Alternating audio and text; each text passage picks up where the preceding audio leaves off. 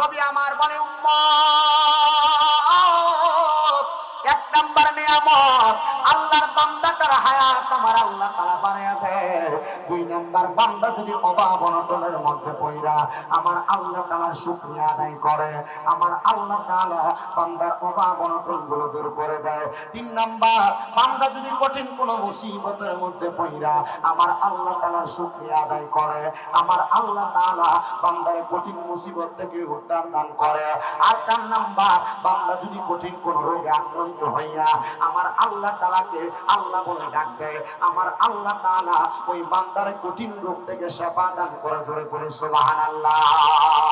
আমার এই জান্নাতের বাগানের বাবারা,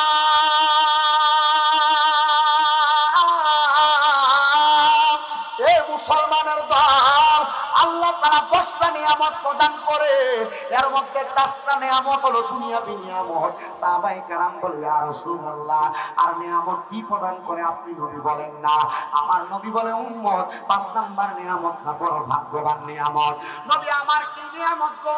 আমার নবী বলে উম্মত, 5 নাম্বার নিয়ামত হলো আমার আল্লাহ তাআলা বান্দাকে দুনিয়ার জমিনের মধ্যে ঈমানের সাথে মরণ দান করে।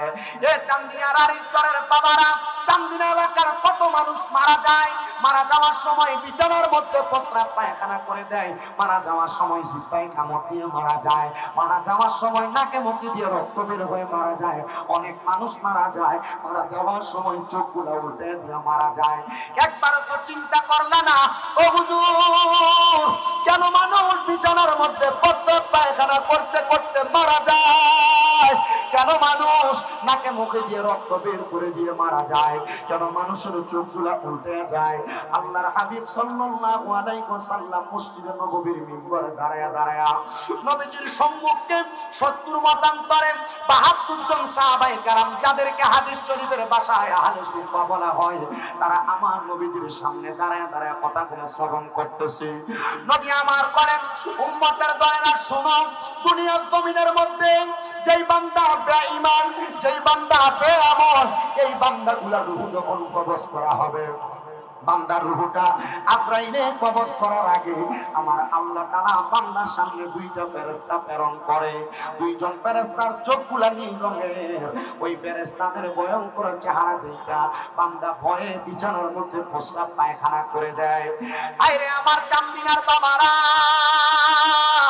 ভয়ে যখন বিছানার মধ্যে প্রস্রাব পায়খানা করে দেয়, তখন আজরাইল তার সামনে আসে। ওযু অবস্থায় ওই বান্দা আর ইন্তেকাল করতে পারে না। আজরাইল বান্দার সামনে আসার সাথে সাথে বান্দা তার জবান দিয়ে বোঝানোর চেষ্টা করে, আজরাইল এখন আমি মরার জন্য প্রস্তুত না, আমার আরেকটু সময় প্রদান করো, আমি যেন মরার জন্য প্রস্তুতি গ্রহণ করতে পারি। ওই সময় আজরাইলের সঙ্গে কথা বলার সময় বান্দার 2 চোয়ালের মাঝখানে বান্দার জিহ্বাটা কামড় পড়ে যায়। হায়রে মানুষ, বান্দা তার চোখ দিয়ে আজরাইলকে বোঝানোর চেষ্টা করে, কিন্তু বান্দা চোখ দিয়ে বোঝাইতে পারে না। বান্দার চোখগুলো একবারে কপালের সাথে উঠে যায়, একবারে চোখগুলো উল্টে যায়। তখন আজরাইল যখন বান্দার বুকের মধ্যে থাবা দেয়, ওই সময় বান্দার বুকের মধ্যে থাবা দেওয়ার সাথে সাথে হযরত ইদ্রিস আলাইহিস সালাম আজরাইলের থাবার ব্যাপারে বলতেছেন, দুনিয়ার জমিনের মধ্যে একজনের বুকের মধ্যে যদি সমস্ত পৃথিবীর বড় বড় পাহাড়গুলাই না চাপা দেওয়া হয়, ওই মানুষটা যত কষ্ট পাবে রে, ওই বেঈমান বেআমল বান্দাটা মরার সময় তো কষ্ট পাবে। আজরাইলের হাতটা রাইখা যখন বান্দার রূহটা কবজ করে নিয়ে যাবে, ওই রূহটা কবজ করার সময় একটা জীবিত বকরিকে লটকে দিয়া চামড়াটা টাইনা টাইনা ছিঁড়া ফেললে ওই বকরিটার যত কষ্ট হবে, একটা বেঈমান বেআমল বান্দার রূহ কবজ করার সময় বান্দারও তত কষ্ট হবে। শুধু কষ্ট হবে না, ওই বান্দার রূহ নিয়ে যখন আজরাইল চলে যাবে, আজরাইল তার নাকের মধ্যে একটা রুমাল দ্বারা এভাবে রুমাল দ্বারা পাকড় করে রাখবে। আজরাইল বান্দার রূহ নিয়ে যখন প্রথম আসমানের দিকে যাবে, প্রথম আসমানের মধ্য থেকে অনেকগুলা ফেরেশতা বান্দার দিকে থুতু নিক্ষেপ করবে। আজরাইল বলবে, কিরে ফেরেশতার দল, এই বান্দার দিকে কেন থুতু নিক্ষেপ করো? বলে, বান্দা নামাজ না পড়তে পড়তে, বান্দা দুনিয়াতে গুনার কাজ করতে করতে করতে বান্দার রূহটা একটা দুর্গন্ধযুক্ত রূহ হয়ে গেছে। এ মুসলমান, আপনি নামাজ পড়েন না, আপনারে আল্লাহ দুনিয়াতে একবার ওইসা বলে নাই যে নামাজ পড়ো, কিন্তু মনে রাখবেন মারা যাওয়ার সময় আপনার রূহটা দুর্গন্ধযুক্ত রূহ হয়ে যাবে। আপনি আল্লাহর ইবাদত করেন না, গুনাহ করতে করতে আপনার অভ্যাসে পরিণত হয়ে গেছে। আপনার কেউ একবার বলবে না বান্দা গুনাহ করো কেন, কিন্তু ইন্তেকাল করার পরে আপনার রূহটা একটা দুর্গন্ধযুক্ত রূহ হয়ে যাবে। ওই বান্দার রূহ যখন প্রথম আসমানে যাবে, ওই ফেরেশতারা বলবে আজরাইল তুমি কেন তোমার নাকের মধ্যে রুমাল দ্বারা ধরে রেখেছো? বলে তোমরা কেন বান্দারে থুতু নিক্ষেপ করো? বলে থুতু নিক্ষেপ করার কারণ হইল একটা, বান্দা বেআমল হওয়ার কারণে বান্দার শরীর থেকে দুর্গন্ধ বের হয়, বান্দার রূহ থেকে দুর্গন্ধ বের হয়। ও বান্দার দলেরা, আমরা জানি কবরের তিনটা প্রশ্ন, কবরের তিনটা প্রশ্ন, কিন্তু না, বেঈমান বেআমল বান্দাটা কবরে যাওয়ার পর আমার আল্লাহ তাআলা ওই বান্দাটারে সর্বনিম্ন 3000 বছর জাহান্নামের আগুনে জ্বালাইব। সওয়ালের জবাব তো দুনিয়ার কোন সাধারণ মানুষের জন্য না, সওয়ালের জবাব পরিপক্ক ঈমানওয়ালা আমলওয়ালা ব্যক্তির জন্য। ওই কবরে যাওয়ার পরে 3000 বছর জাহান্নামের আগুনে জ্বালাইব।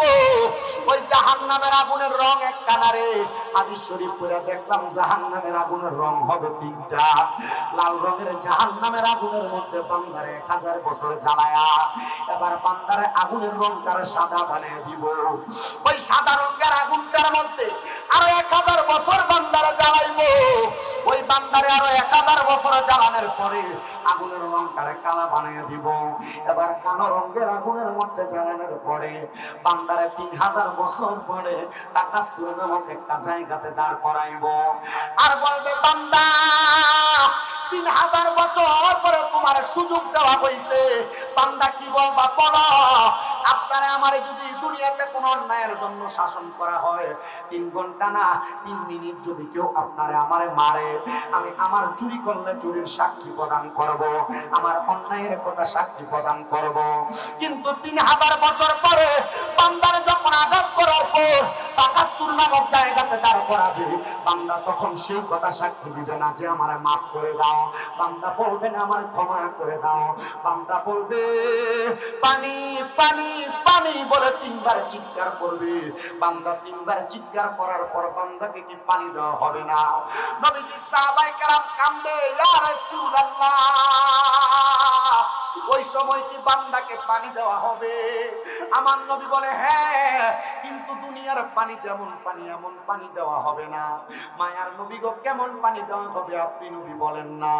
আমার নবী বলে উম্মত ওই পানি অন্যান্য জাহান্নামীদেরকে আগুনের মধ্যে জ্বালায়া পোড়ায়া যেই রক্ত পুঁজগুলো একসাথে হইছে, ওই রক্ত পুঁজগুলো বান্দাকে দেওয়া হবে আহরণ করার জন্য। বান্দা এটাকে হাদিস শরীফে তিনাতুল খাবার বলা হয়। এই তিনাতুল খাবার যখন বান্দাকে দিবে, দুনিয়ার কোন ক্লাসের মতো ক্লাসে বান্দাকে পানিটা দিবে না। বান্দারে যখন পানিটা দিবে, ওই পানির গ্লাসটা হবে লোহার গরম আগুনের মধ্যে উত্তপ্ত। ওই পানি যখন বান্দা মুখের মধ্যে দিবে, বান্দার পেটের নাড়ি বুড়িগুনা বান্দার পায়খানার রাস্তা দিয়ে নিচের দিকে পড়তে থাকবে। সাহাবায়ে কেরামের মধ্য থেকে 40 জন সাহাবায়ে কেরাম আমার নবীর মজলিসের মধ্যে বেহুশ হয়ে পড়ে গেছে। বাকি সাহাবায়ে কেরাম গড়াগড়ি করে কান্দে, নবী মায়ার নবী গো, এত কষ্ট দেওয়া হবে গো নবী, ওই কষ্ট তো বান্দা সহ্য করতে পারবে না। বান্দা বেঈমান বেআমল হওয়ার কারণে কষ্টটা পাবে, কিন্তু আপনি বলেন না বান্দা যদি ঈমানদার হয়, বান্দা যদি নেককার হয়, বান্দারে আমার আল্লাহ তাআলা কেমন কেমন পুরস্কার প্রদান করবে। আমার নবী আল্লাহর কোরআন তেলাওয়াত করে শোনায়, ইন্নাল্লাযীনা আমানু ওয়া আমিলুস সালিহাতি উলাইকা হুম খায়রুল বারিয়া। আল্লাহ পাকের নবী বলতেছেন নিশ্চয় যারা ঈমানদার, নিশ্চয় যারা নেক আমল করে, উলাইকা হুম খায়রুল বারিয়া, এরা হইল সবচাইতে ভালো মানুষ, দুনিয়ার উত্তম মানুষ। নবী গো তাদের অবস্থা কেমন হবে, তারা কেমন ভাবে মারা যাবে আপনি নবী বলেন না। হযরত ওমর ইবনে খাত্তাব রাদিয়াল্লাহু তাআলা আনহু বলেন, আমি আমার নবীজির জবান মুবারকে বলতে শুনেছি, এমন ঈমানওয়ালা আমলওয়ালা ব্যক্তি যখন ইন্তেকাল করবে, ওই বান্দা ইন্তেকালের আগে আজরাইল বান্দার কাছে একবার আসবে না, দুইবার না, তিনবার না, বান্দার সামনে আজরাইল চার বার আসবে বান্দার রূহ কবজ করার জন্য, কিন্তু বান্দার রূহ চারবারেও কবজ করতে পারবে না। মায়ার নবী গো, বান্দার রূহ কেন কবজ করতে পারবে না? বলে বান্দার ঈমান থাকার কারণে। ওই বান্দার বুকের মধ্যে আজরাইল আইসা যখন হামলাটা করবে, বান্দার বুকের মধ্য থেকে দুইজন ফেরেশতা ডাক দিয়া বলবে, আজরাইল বান্দার রূহ এমন করে কবজ করা যাবে না। বলে কারণটা কি? বলে বান্দার বুকের মধ্যে আল্লাহ নবীর প্রতি ঈমান পরিপক্ক আছে, এই জন্য বান্দার রূহ কবজ করা যাবে না। আজরাইল ফেরত যাবে, আবার আজরাইল আইসা বিবর্জিকার নূর বান্দার নূরানি চেহারার মধ্যে আক্রমণ চালাইবো। বান্দার কপালের মধ্য থেকে দুইজন ফেরেশতা ডাক দিয়া বলবে, রে আজরাইল বান্দার রূহ কপাল দিয়ে বের করা যাবে না। বলে কেন? কেন কপাল দিয়ে বের করা যাবে না? বলে বান্দাই কপাল দ্বারা আমার আল্লাহর কুদরতি কদমের মধ্যে সাজদা দিয়েছে, বান্দার কপাল দিয়ে রূহ কবজ করতে পারবা না। বলে কেন রূহ কবজ করতে পারবো না? বলে বান্দার সিজদাটা, বান্দার প্রশংসাটা আমার আল্লাহর প্রশংসাটা কবুল করে নিয়ে আমরা ফেরেশতাকে বান্দার কপালের চেহারার পাহারাদার হিসেবে দাঁড় করাইয়া দিছি। এবার আজরাইল আবার ফিরে যাইয়া আবার বান্দার সামনে আসবে, বান্দার ডান দিক দিয়ে হামলা করবে। এবার ডান দিক থেকে দুইজন ফেরেশতা ডাক দিয়া বলবে, আজরাইল বান্দার ডান দিক দিয়ে তো রূহ কবজ করা যাবে না। বলে কেন রূহ কবজ করা যাবে না? বলে বান্দার ডান দিকে তার মা বাবার খেদমত অবাঞ্ছিত নাই, বান্দার মা বাবার খেদমত বান্দার ডান দিকে দাঁড়িয়ে আছে, এই জন্য বান্দার ডান দিক দিয়ে রূহ কবজ করা যাবে না। আজরাইলে ফিরত যায় আবার আইসা বান্দার বাম দিকে হামলা করবে। বান্দার বাম দিকে হামলা করার সাথে সাথে বাম দিক থেকে জবাব দিবে, রে আজরাইল বান্দার বাম দিক দিয়ে রূহ কবজ করা যাবে না। বলে কেন? বলে বান্দার বাম দিকে তার দান এবং সদকাগুলা বিরাজমান। বান্দার যখন চারবার হামলা করার পর আজরাইল রূহ কবজ করতে পারবে না, এবার আজরাইল বলবে, আল্লাহ বান্দার রূহ কেমন করে কবজ করব? বলে যেই বান্দা ঈমানদার, যেই বান্দা আমলওয়ালা, এই বান্দা কালেমা পড়ে দুনিয়া থেকে ইন্তেকাল করবে, বান্দা তো এমন স্বাভাবিক ভাবে ইন্তেকাল করবে না। বান্দা কিছুক্ষণ পর জবান দ্বারা কালেমা পড়বে, তখন বান্দার জবান দিয়ে কালেমা পড়ার সময় যেভাবে বাতাসটা বের হবে, তখন তুমি বান্দার রূহটা কবজ করবা। আরে আমার মুসলমানের দল, ওই সময় বান্দা যখন চক্ষুটা মেলবে, বান্দা চোখটা মেইলা যখন কালেমার ধ্বনি তার জবান দিয়ে বের হবে, বান্দার হায়াত শেষ, বান্দার রূহ আজরাইল কবজ করে নিয়ে যাবে। ইয়া রাসূলুল্লাহ নবী, বেঈমান বেআমল বান্দা তো কষ্ট পাইছে চামড়া চিরার মতো, কিন্তু ঈমানদার বান্দা কি এমন কষ্ট পাবে না? বলে না না না, ছোট একটা বাচ্চা যদি দুধের জন্য কান্না করে, তার মা তার মাথার মধ্যে হাত বুলিয়ে দিলে ওই বাচ্চাটা যেমন ভাবে আরামসে ঘুমায়া যায়, ঠিক এমন ভাবে ঈমানদার ঘুমায়া যাবে। ঈমানদার মৌতের কষ্ট টের পাবে না। মায়ার নবী গো, কেন কেন আপনি নবী বলেন না কেন টের পাবে না? বলে বান্দা দুনিয়ার জমিনের মধ্যে ঈমানের দৌলতে ধনী হইয়া, আমলের দৌলতে ধনী হইয়া কবরের সামানগুলা রেডি করে রাখছে। আমার নবী বলে শুধু তাই নয়, ওই বান্দার রূহ কবজ করার পরে ওই বান্দার রূহটা আজরাইলকে ডাক দিয়ে বলবে, আজরাইল আমারে কেন তুমি এত আস্তে আস্তে নিয়ে যাও? তুমি আমারে আরো তাড়াতাড়ি নিয়ে যাও না। এবার আজরাইল বলবে কেন? বলে বান্দা তুমি যদি জানতারে আজরাইল আমার জন্য আল্লাহ তাআলা কত সুসজ্জিত জান্নাত রেডি করে রাখছে, তাহলে তুমি আমারে তো আস্তে আস্তে নিয়ে যাইতা না, আরো তাড়াতাড়ি জান্নাতের দিকে নিয়ে যাইতা। আমার নবীর উম্মতের দল, ওই বান্দারে নিয়ে যখন আজরাইলে প্রথম আসমানের সামনে যাবে, প্রথম আসমানের মধ্যে ফেরেশতারা দাঁড়ায় দাঁড়ায় বলবে আহলান ওয়া সাহলান মারহাবান দুয়ুফুল্লাহ দুয়ুফুর রহমান, আল্লাহর মেহমান স্বাগতম স্বাগতম। ইমানদার বান্দারা স্বাগতম জানিয়ে আজরাইল ফেরেশতা সহ রিসিভ করে নিয়ে যাবে। কিন্তু ওই বান্দাটার সামনে আজরাইল প্রশ্ন করবে, রে ফেরেশতার দল, তোমরা না বেঈমান বান্দারে থুতু নিক্ষেপ করেছো, কিন্তু ইমানদার বান্দারে দি তোমরা স্বাগতম জানাও। বলে হ্যাঁ, ইমানদার বান্দার ইমানের দৌলতের কারণে বান্দারে আমরা স্বাগতম জানিয়ে কবরে রিসিভ করে নিয়ে যাব, প্রথম আসমানে রিসিভ করে নিয়ে যাব। এবার ইমানদার বান্দার রূহটা যখন নিয়ে যাবে, নিয়ে যাওয়ার পর ইমানদারের রূহটাকে কোনো জায়গায় রাখা যাবে না। জান্নাতের স্বর্ণরূপার পেয়ালা নিয়ে ইমানদারের রূহটা ধরে রাখবে, কিন্তু ইমানদারের রূহটা স্বর্ণরূপার পেয়ালার মধ্যে থাকবে না। যখন ইমানদারের রূহটা কোনো জায়গায় থাকবে না, জি হযরতে আজরাইল আলাইহিস সালাম আল্লাহর কাছে ফরিয়াদ করবে, আল্লাহ বান্দার রূহ তো কোনো জায়গায় থাকে না, বান্দার রূহ কি করব? তখন আমার আল্লাহ তাআলা আয়াত তেলাওয়াত করে বান্দারে শোনায়া দিবে, আজরাইল ফেরেশতারে শোনায়া দিবে। তুমি কি স্মরণ করো না সে আয়াতের কথা? ওয়ালা তাকুলু লিমান ইউকতালু ফি সাবিলিল্লাহি আমওয়াত বাল আহইয়াউ ওয়ালাকিন লা তাশউরুন। যারা মুমিন, যারা দুনিয়া থেকে আল্লাহর রাস্তার মধ্যে চলে যায়, তারা তো মরে না, বাল আহইয়াউ, তারা জিন্দা, ওয়ালাকিন লা তাশউরুন।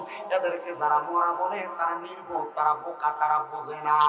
যারে আজরাইল ফেরেশতা বান্দারে আবার বান্দার দেহের মধ্যে রূহটা ফিরিয়ে দে, আইরে ওই বান্দার কখন জানাজার নামাজ শেষ, কাফন দাফন শেষ, বান্দার মধ্যে রূহটা ফিরিয়ে দেওয়া হবে।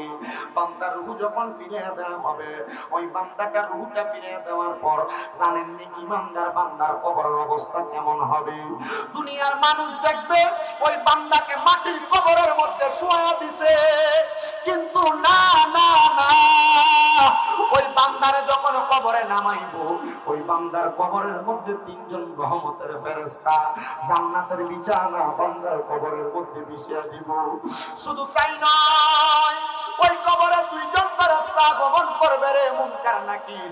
ওই মুনকার নাকির ফেরেশতা যখন আগমন করবে, আগমন করার সাথে সাথে বান্দার কবরে যায় সওয়ালের জবাব জিজ্ঞেস করবে না। বলে কেন? বান্দা ইমানদার হওয়ার কারণে বান্দার চেহারার মধ্যে ইমানের নূর থাকবে। ফেরেশতারা বান্দারে দেখে দেখে বলবে, এটাই তো ইমানদার, সওয়ালের জবাব রাখবে না। ইমানদার বান্দা আয় আয় আয়, ফাদাখালাল জান্নাহ, বান্দা জান্নাতে প্রবেশ করো। জোরে জোরে বলেন সুবহানাল্লাহ। আমি আপনাদের জ্ঞাতার্থে বলতে চাই বাবারাম, ওই বান্দাকে কবরে যাওয়ার পর সওয়াল জবাব না, শুধু এলাকার মানুষ যখন মারা যায়, মারা যাওয়ার সময় মানুষটাকে কবরে বিসমিল্লাহি ওয়া আলা মিল্লাতি রাসূলিল্লাহ বলে শোয়া, বান্দার কবরে বাঁশগুলা চাটাইগুলা দেওয়ার পর মিনহা খলাকনাকুম ওয়া ফিহা নুঈদুকুম ওয়া মিনহা নুখরিজুকুম তারাতান উখরা বলে বান্দার কবরের মধ্যে মাটিগুলা দেওয়া হয়। আমি জানতে চাই ওই কবরের মধ্যে কোনো আলোকসজ্জা দেওয়া হয়? কিন্তু যদি বান্দা মুমিন হয়, বান্দা পাঁচ ওয়াক্ত নামাজের ওযু করার কারণে, বান্দার ওযুর পানিগুলা বান্দার এই মুখ থেকে পড়ার কারণে বান্দার চেহারাটা এমন আলোক উজ্জ্বল হয়ে যাবে, তখন বান্দা ওই আলোক উজ্জ্বল চেহারাটা নিয়ে যখন কবরে যাবে, বান্দার চেহারার মানে নূরের কারণে বান্দার কবরটা বড় সুন্দর হয়ে যাবে। আরে আমার মামা, শুধু কবর নুরানিত হবে না, ওই বান্দাটাকে সেখান থেকে যখন কবর থেকে হাসরের ময়দানে উপস্থিত করা হবে, ওই বান্দার জন্য আমার আল্লাহ তাআলা রাসূল কিবরিয়ার লেওয়ায়ে হামদের পতাকার নিচে জায়গা করে দিবে। ওই বান্দার কবরে যাওয়ার পর বান্দারে কি নেয়ামত দেওয়া হবে? ওই যে সাহাবায়ে কেরাম কান্না করতে করতে বলে, ইয়া রাসূলুল্লাহ, আপনি বলেন না কোন নিয়ামতটা প্রদান করা হবে? আমার নবী বলতেছে, আল্লাহ পাকের কোরআনুল কারীম তেলাওয়াত করে, জাযাউহুম ইনদা রাব্বিহিম জান্নাতুল জান্নাতু আদনিন তাজরি মিন তাহতিহাল আনহার। আমার আল্লাহ তাআলা এমন একটা পুরস্কার বান্দাকে দিবে, ওই পুরস্কারটার নাম হলো জান্নাতুল আদন। ওই জান্নাতুল আদন দেখতে কেমন জানেন রে মুসলমানেরা? ওই জান্নাতুল আদনে তো সুন্দর তাজরি মিন তাহতিহাল আনহার, ওই জান্নাতের নিচে দিয়ে একটা নহর প্রবাহিত হয়ে যায়। ওই নহরের মধ্যে দুনিয়ার পানির মতো এক প্রকারের পানি থাকে না। ওই জান্নাতের নহরের ভিতরে পানি থাকে চার প্রকারের। ওই নহরটার নাম, এই মাসটা এখন শুরু হয়ে গেছে শাবান মাস, আগে যেই মাসটা বিদায় নিয়েছে আজকে সন্ধ্যাবেলার আগে, ওই মাসটার নাম হলো রজব মাস। ওই জান্নাতের নদীটা, ওই নদীটার নাম হলো রজাবা নদী। ওই রজব নদীর মধ্যে এক প্রকার না, দুই প্রকার না, আমার আল্লাহ তাআলা চার প্রকারের পানি প্রবাহিত করবেন। ওই এক প্রকারের পানি হলো ইন্না আ'তাইনাকাল কাউসারের পানি। ওই কাউসারের পানি কাকে পান করানো হবে? যেই বান্দা সাচ্চা পাক্কা ঈমান নিয়ে কবরে যায়, ওই বান্দাকে কাউসারের পানি পান করানো হবে। দুই নাম্বার পানি হলো শারাবান তাহুরা।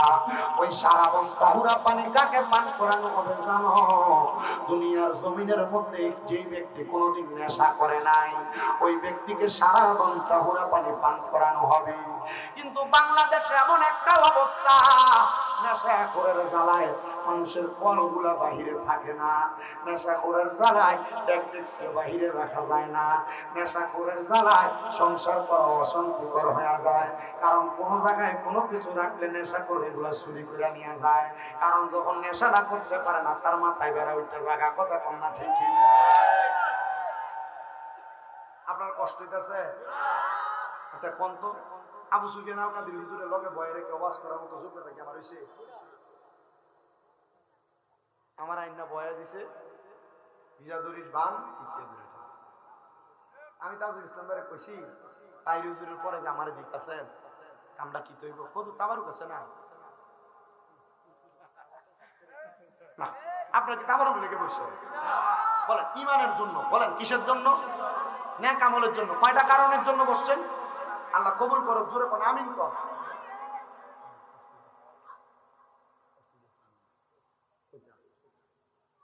আল্লাহ কবুল করুক, আমিন।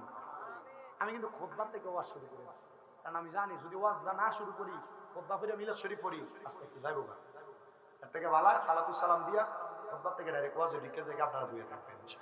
আল্লাহ কবুল করুক, আমিন কর না ভাই। আর জোরে তুমি মনে একটু, তুমি একটু সাইডে দাও না, তোমার মাইকের আমার স্পিকার আমার তো কানে মেলে দেবো। আমার মুসলমান ইমানদারের দলেরা গভীর মনোযোগ দেন। তাহলে জান্নাতের নদীর মধ্যে পানি থাকবে কয় প্রকার? কয় প্রকার পানি? 4 প্রকার পানি। তাহলে জান্নাতের কাউসারের পানি ঈমানওয়ালা ব্যক্তিরা, আমলওয়ালা ব্যক্তিরা পান করবে।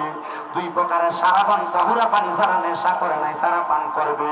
এবার নেশা করতে বড় সাবধান, নেশা করবেন তো জাহান্নামের মধ্যে জাহান্নামের তিনাতুল খাবাল খাওয়া লাগবে। আর যদি নেশা না করেন তাইলে আপনাকে আমার আল্লাহ তাআলা এমন একটা পানি পান করাবে যেই পানি শারাবান তাহুরা।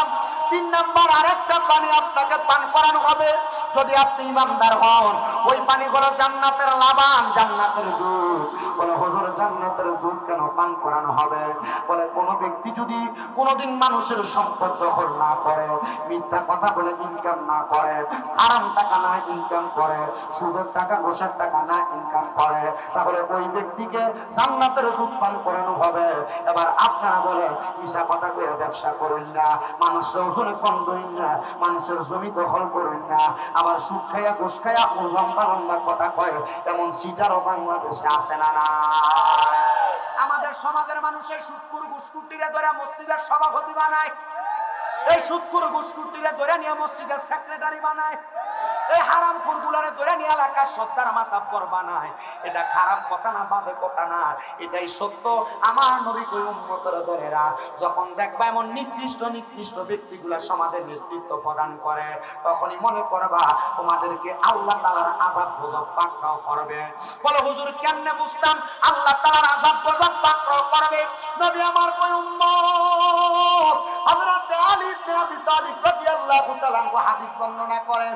তিনি বলেন, আমি আমার রাসূল পাকের জবান মুবারকের মধ্যে বলতে শুনলাম, আমার নবী বলেছেন, যখন দেখবা আমার উম্মতের মধ্যে 15টা কাজ হইতেছে, তখন মনে করবা আমার উম্মতের আযাব গজব পাকড়াও করবে। নবী গো 15টা কাজ কি? আমার নবী কয়, 1 নাম্বার, মানুষ দুনিয়ার জমিনের মধ্যে গনিমতের মালকে নিজের মাল মনে করবে, গনিমতের মালের যোগ বর্তমানে নাই বিদায়টা রাখলাম। কিন্তু 2 নাম্বার, আমানতের খেয়ানত করবে। যে আপনার কাছে 1000 টাকা রাখছে, কিন্তু আপনি 1000 টাকার নোটটা তারে ফেরত দেন নাই, 500 টাকা দুইটা দিয়েছেন, তার টাকা নিজের মনে করে খরচ করেছেন। আবার অনেক মসজিদের সেক্রেটারি মানে কেশিয়ারের ব্যাপারে খবর পাওয়া যায়, তারা মসজিদের টাকা দিয়ে নিজে বাজার করে খায়। আপনারা কোন এমন সিটার মার্কা সেক্রেটারিও সোনার বাংলায় আছে না? না,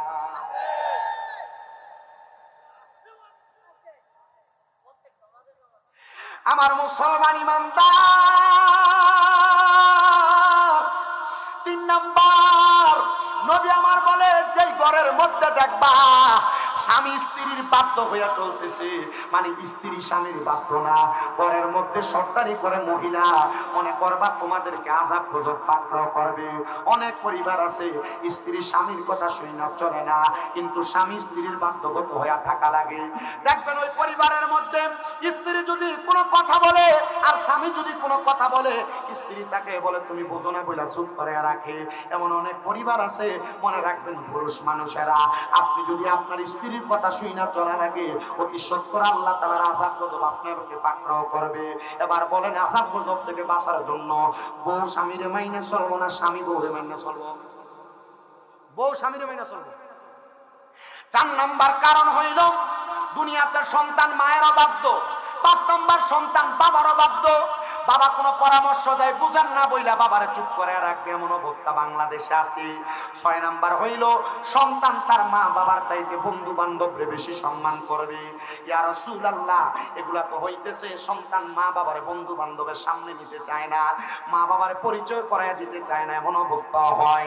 আরে 7 নাম্বার কারণ, রাসূল কিবরিয়া সাল্লাল্লাহু আলাইহি ওয়াসাল্লাম নবী আমার বলেন, নিকৃষ্ট ব্যক্তিরা সমাজে নেতৃত্ব প্রদান করবে। যে কথাটা বলতেছিলাম সেটাই আসছে। আর 9 নাম্বার, সমাজের মধ্যে দেখবা মানুষ কারোর অনিষ্টতা থেকে বাঁচার জন্য সালাম দেয়।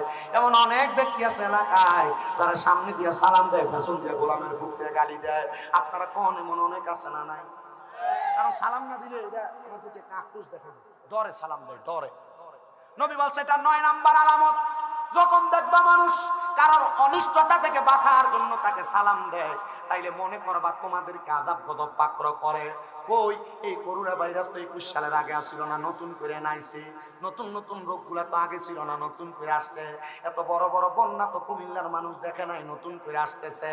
এটা বোঝা যায় এটা আমার আল্লাহ তাআলা বন্যা দেয় নাই, গজব দিছে। আর এই গজব আল্লাহ দেয় না, আমরা বান্দা হাতে কামাই করে গজবগুলো অর্জন করতেছি। মনে রাখবেন, দুনিয়ার জমিনে আপনি যত খারাপ কাজ বদ কাজ করবেন, এটার কারণে আপনি আমার আল্লাহ তাআলার কাছে অপরাধী হিসেবে ভূমিষ্ঠ, অপরাধী হিসেবে পরিচিত থাকবেন। আর এই অপরাধের কারণে আপনার কামাই রুজিও কমে যাবে, আপনার হায়াত কমে যাবে, আপনার চেহারার নূর কমে যাবে। এবার আপনারা বলেন, এমন অপরাধ আমরা ছাড়ার দরকার আছে না নাই? 10 নাম্বার হইল নবী আমার বলে, দেখবা তোমার যাবে গায়িকা। নবী কেমন গায়িকা গো? নবী বলে, দুনিয়ার জমিনের মধ্যে পুরুষ মানুষ তো গান গাইব, দেখবা কিয়ামতের পূর্বে মহিলারা গান গাওয়ার জন্য বের হয়ে যাবে। দেখেন কোন জায়গার মধ্যে যদি শিল্পী আনে, বেড আনলে যে মানুষ ওই বেরিয়ে আনলে তার 10 গুণ হয়। এটা আমার নবী কয় কিয়ামতের আলামত, গায়িকা বেড়ে যাবে। 11 নাম্বার, তোমাদের এলাকার মধ্যে নতুন বাদ্যযন্ত্রের আবিষ্কার হবে। আগে বিয়ার মধ্যে কোন রকম গীত গেয়ে শেষ করে দিত। এখন বিয়া বলেন, মুসলমানি বলেন, নাক ফোরানি বলেন, কান ফোরানি বলেন, জন্মদিনের অনুষ্ঠানেও নতুন ডিজে পার্টির কনসার্ট করা হয়। এটা কিয়ামতের আলামত। আল্লাহর হাবিব বলে, এগুলা যখন তোমাদের সমাজে হবে, মনে রাখবা তোমাদের সমাজের মধ্যে আযাব গজব তোমাদেরকে পাকড়াও করবে। শুধু তাই না, নবী আমার বলেন, উম্মতের মধ্যে এমন একটা অবস্থা হবে। নবী গো, কেমন অবস্থা হবে? হবে আপনি বলেন না। আমার নবী বলতেছে উম্মত, উম্মতের আমল, উম্মতের আলেমদেরকে, পূর্বের আলেমদেরকে বর্তমান জামানার নতুন নতুন আলেমরা ফতুয়া দিব, তারা ভুল ছিল, তারা সঠিক করে নাই। আর আয়েশা ফতুয়া দিয়া তারা তাদের নিজের কর্মক্ষেত্র কায়েম করতে চাইবো। আপনারা বলেন বর্তমান জামানায় এমন অনেক হুজুররাই তো আছে যারা আগের আলেমরা যা কইরা গেছে তাদের কথাগুলো ভুল ছিল কইলা তারার ফতুয়া চালাইতে চায়। আপনারা বলেন এমন অবস্থা বর্তমান সমাজে আছে না? না। এই 15টা কারণ যখন দেখবেন মনে করবেন আপনারা আযাব গজব পাকড়াও করবে। মায়ার নবী আপনার কাছে জানতে চাই, নবী গো ওই কবরের মধ্যে যাওয়ার পরে, আমি কিন্তু মুমিনের কবরের অবস্থা সম্পর্কে বলতেছিলাম। মুমিনের কবর সুন্দর আলোকিত হয়েছে, কিন্তু মুমিন বান্দা কবরের মধ্যে যাওয়ার পরে, বান্দা কবরের মধ্যে যখন চলে যাবে, ওই বান্দার সামনে ফুলসেরাত নামক একটা জায়গা থাকবে। ওই ফুলসেরাত নামক জায়গাটা বান্দার জন্য বড় কঠিন হবে রে ও বন্ধু। কঠিন জায়গাটা বান্দা পাড়ি দেওয়া তার জন্য কষ্ট হয়ে যাবে। এবার বান্দা দুনিয়ার জমিন থেকে কবরে যাওয়ার পর যে 4টা পুরস্কার, 4টা পানি, তাহলে জান্নাতের পানি তো তারা পান করবে দুনিয়ার জমিনে যারা হারাম খাইতো না, তারার কথা বলছিলাম, জান্নাতের দুধ পান করবে। আরেকটা পানি আছে যেটা হলো জান্নাতের মধু। আমরা সমাজে কথায় কথায় গালিগালাজ করে, খারাপ কথা বলে, পায়সা কথা বলে, দেখবেন চা দোকানে বৈশা একজন আরেকজনকে গালিগালাজ করে, বন্ধু বন্ধুকে গালিগালাজ করে, স্বামী স্ত্রীকে গালিগালাজ করে, স্ত্রী স্বামীকে গালিগালাজ করে, এমন অবস্থা হইতে থাকে। নবী আমার বলে ওই 2 প্রকারের ব্যক্তি জান্নাতের মধু পান করবে। বলে কোন 2 প্রকারের ব্যক্তি জানতে চায়? বলে 1 নাম্বার যারা কোনোদিন গালি দেয় নাই, পায়সা কথা বলে নাই, আর 2 নাম্বার যারা কোনোদিন মিথ্যা কথা বলে নাই, তারা জান্নাতের মধু পান করবে। এ দুনিয়ার মুসলমান, আমরা আমাদের পারিবারিক জীবনে মিথ্যা কথার সয়লাব আমাদের সমাজে চলতেছে, জানেননি? সংসারিক জীবন বলেন, পারিবারিক জীবন বলেন, আপনি যদি এমন বাজে কাজ মানে মিথ্যা কথা অথবা গালাগালি করে থাকেন, আপনি এটা থেকে নিজেকে হেফাজত করার চেষ্টা করবেন। বলে কেন? কারণ কি? কারণ আপনি যদি এই বাজে কাজের মধ্যে থাকেন মানে মুখের ভাষা খারাপ করেন, আপনার সামনে থেকে ফেরেশতারা দূরে সরে চলে যায়। এবারে হুজুর কেন? কারণটা জানতে চাই। শুনেন রে বাবারাম, সাংসারিক জীবনে পুরুষ মানুষরা স্ত্রীদেরকে গালিগালাজ করে কি করে না? গালাগালি করে না? একটু থেকে একটু হলে অপব্যবহার করে কি করে না? অনেক বেশি করে। শোনেন বাবা, আল্লাহ তাআলার বন্ধু হযরত আল্লামা শেখ সাদী রহমাতুল্লাহ আলাইহির জীবনী থেকে আমি একটা ঘটনা পড়েছি। ওইটা পড়ে আমি বড় অবাক হয়ে গেলাম। আমরার বেড়ায় স্ত্রী যদি একটু থেকে একটু লচ্চর হয়, সুন্দর করে একটা ছটকনা লাগায় দেয় গালির মধ্যে, গালের মধ্যে, আবার বউয়ের মা বাবার নাম তুলেও গালি দেয়। আপনারা বলেন বর্তমান সমাজে এমন অবস্থা কম না বেশি? বেশি। শুধু অল্প সময় আপনারা অপেক্ষা করেন, আমি আপনাদেরকে বয়ানটা শ্রবণ করানোর চেষ্টা করি। আল্লামা শেখ সাদী রহমাতুল্লাহ আলাইহি জবরদস্ত আলেম, উনি ওনার ছাত্রদেরকে সুন্দরভাবে পড়ান। একদিন শনিবার দিন ওনার একজন ছাত্র আল্লামা শেখ সাদী রহমাতুল্লাহ আলাইহির কাছে আসছেন, হুজুর আমি এই পড়াটা বুঝি না, আপনি আমারে বোঝায়া দেন। আল্লামা শেখ সাদী রহমাতুল্লাহ আলাইহি সকাল থেকে যোহরের রাত পর্যন্ত একটা বিষয় ওনার ছাত্রদেরকে বোঝায়া দিতে লাগলেন। ওই ছাত্রটা যখন যোহরের আযান দেয় চারদিক থেকে, বলে হুজুর আপনি আমারে বিদায় প্রদান করেন, আমি আর পড়তাম না। বলে পড়া শেষ বাবা, যোহরের ওয়াক্ত হয়ে গেছে, একটু খাবার নি খাইয়া যাইতে পারে, একটু বসন, আমি দেখি কি ইন্তজাম আয়োজন হয়েছে। আল্লামা শেখ সাদী পেছনে গেলেন, স্ত্রীকে দেখলেন চাউলগুলা পাতিলের মধ্যে নিয়ে ফালাইয়া রাখছেন, আবার তাকায় দেখলেন তরকারিগুলা পাতিলের মধ্যে নিয়ে রাইখা দিছেন। এখন না মানুষ সিলভারের ডেকচির মধ্যে রান্না করে, আগে মানুষ রান্না করতেন মাটির পাতিলার মধ্যে। আল্লামা শেখ সাদী রহমাতুল্লাহ আলাইহি বলতেছেন, আমি দেখলাম আমার স্ত্রী ডেগের মধ্যে চাউলগুলা নিয়ে পানি দিয়ে রাখছেন এবং তরকারিগুলা নিয়ে পানি দিয়ে রাখছেন। আমি জিজ্ঞাসা করলাম খানা কি এখনো রেডি হয় নাই? আমার স্ত্রী বলেছেন লাকড়ির যোগান তো দেয় নাই, কেমনে আমি খাবার রেডি করব? আল্লামা শেখ সাদী বলেন, আমি ধমক দিলাম। আমার স্ত্রী আমার ধমক শুই না, কারণ লাকড়ি আমি জোগাড় করে দেই নাই। দোস্ত আমার স্ত্রী রাগান্বিত হইয়া ওনার তরকারির পাতিলিয়াটা আল্লামা শেখ সাদীর মাথার মধ্যে এমন ভাবে ফেক্কা মারছে, মারার সাথে সাথে ডেকটা ভাঙ্গা আল্লামা শেখ সাদীর কাঁধের মধ্যে ডেগের কাঁচাটা লাগিয়ে গেছে গা।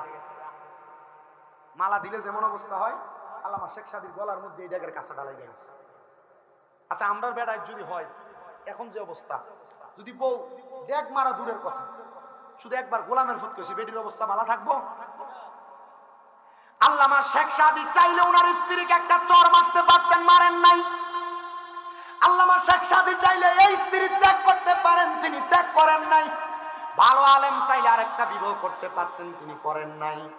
আল্লামা শেখ সাদী ডাক দিয়া কয়, স্ত্রী তুমি আমাকে রাগান্বিত হইয়া ডেকটা দিয়ে এমন ভাবে আঘাত করলা, ঠিক আছে আমি এখন ঘর থেকে বের হব, আমি মানুষের কাছে যায় যায় বলবো আমার স্ত্রী আমারে কত ভালোবাসে, ভালোবাসা আমার গলাতে মালাটা পরাইয়া দিছি।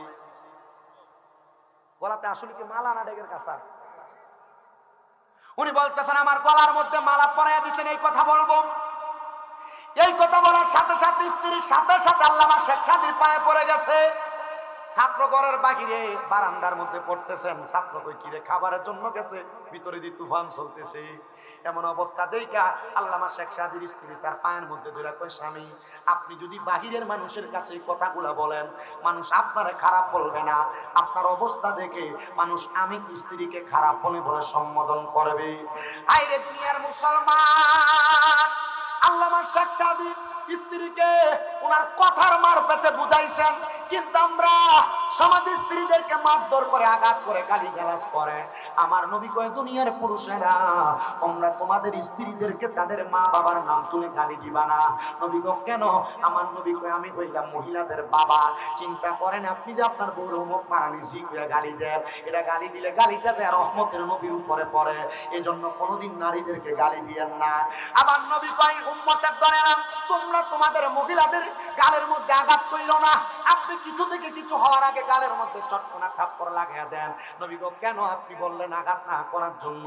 নবী আমার বলতেছে এই মহিলারা তোমাদের কাছে সাময়িক সময়ের মেহমান, আমার আল্লাহ তাআলা আবার আল্লাহ তাআলার মেজবানকে ফিরিয়ে নিয়ে যাবেন, এজন্য তোমরা তাদের সঙ্গে বাজে আচরণ করবা না। আবার অনেক পর্দার অন্তরালের মা বোনেরা তাদের স্বামীর সঙ্গে সুন্দর আচরণ করে না। আমি আমার মা বোনদের উদ্দেশ্য বয়ানটা পেশ করতেছি। মাগো রহমতের নবীর হাদিসে মুবারাকা পড়িয়া দেখলাম আমার নবীজি ওনার স্ত্রীদেরকে পানির সাথে তুলনা করেছেন। নবী গো কেন পানির সাথে তুলনা করেছেন? বলে কারণ হইল পানিকে যেই পাত্রে রাখা হয় সেই পাত্রেই পানি থাকে।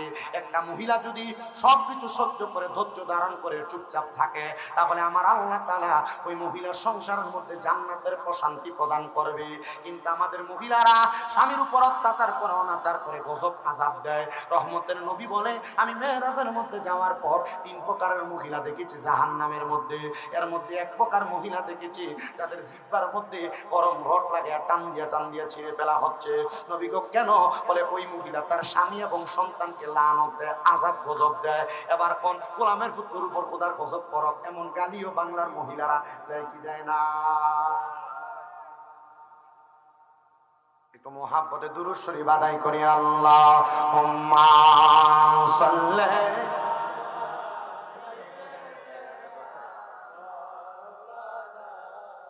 মুহাম্মাদ ওয়া আলা আলি সাইয়্যিদিনা। আপনারা কি দুরূদ শরীফ পড়তে কষ্ট হইতেছে?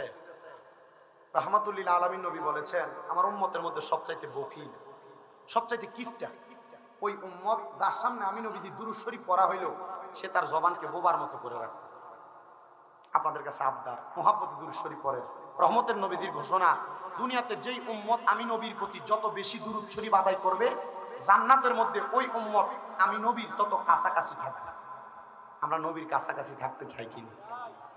আসতে বললেন আপনারা, নবীর কাছাকাছি থাকতে চাই কিনা?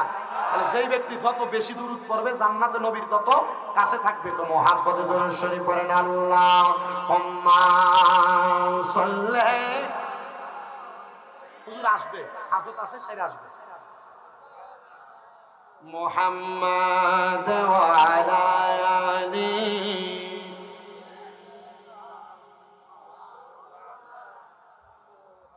দেখছো নি মন ভেবে মনে প্রেমনি করছো নবীর শানে, নইলে ঠেকবা রোজ হাসরে মুহাম্মাদিয়া রাসূলুল্লাহ। আল্লাহুম্মা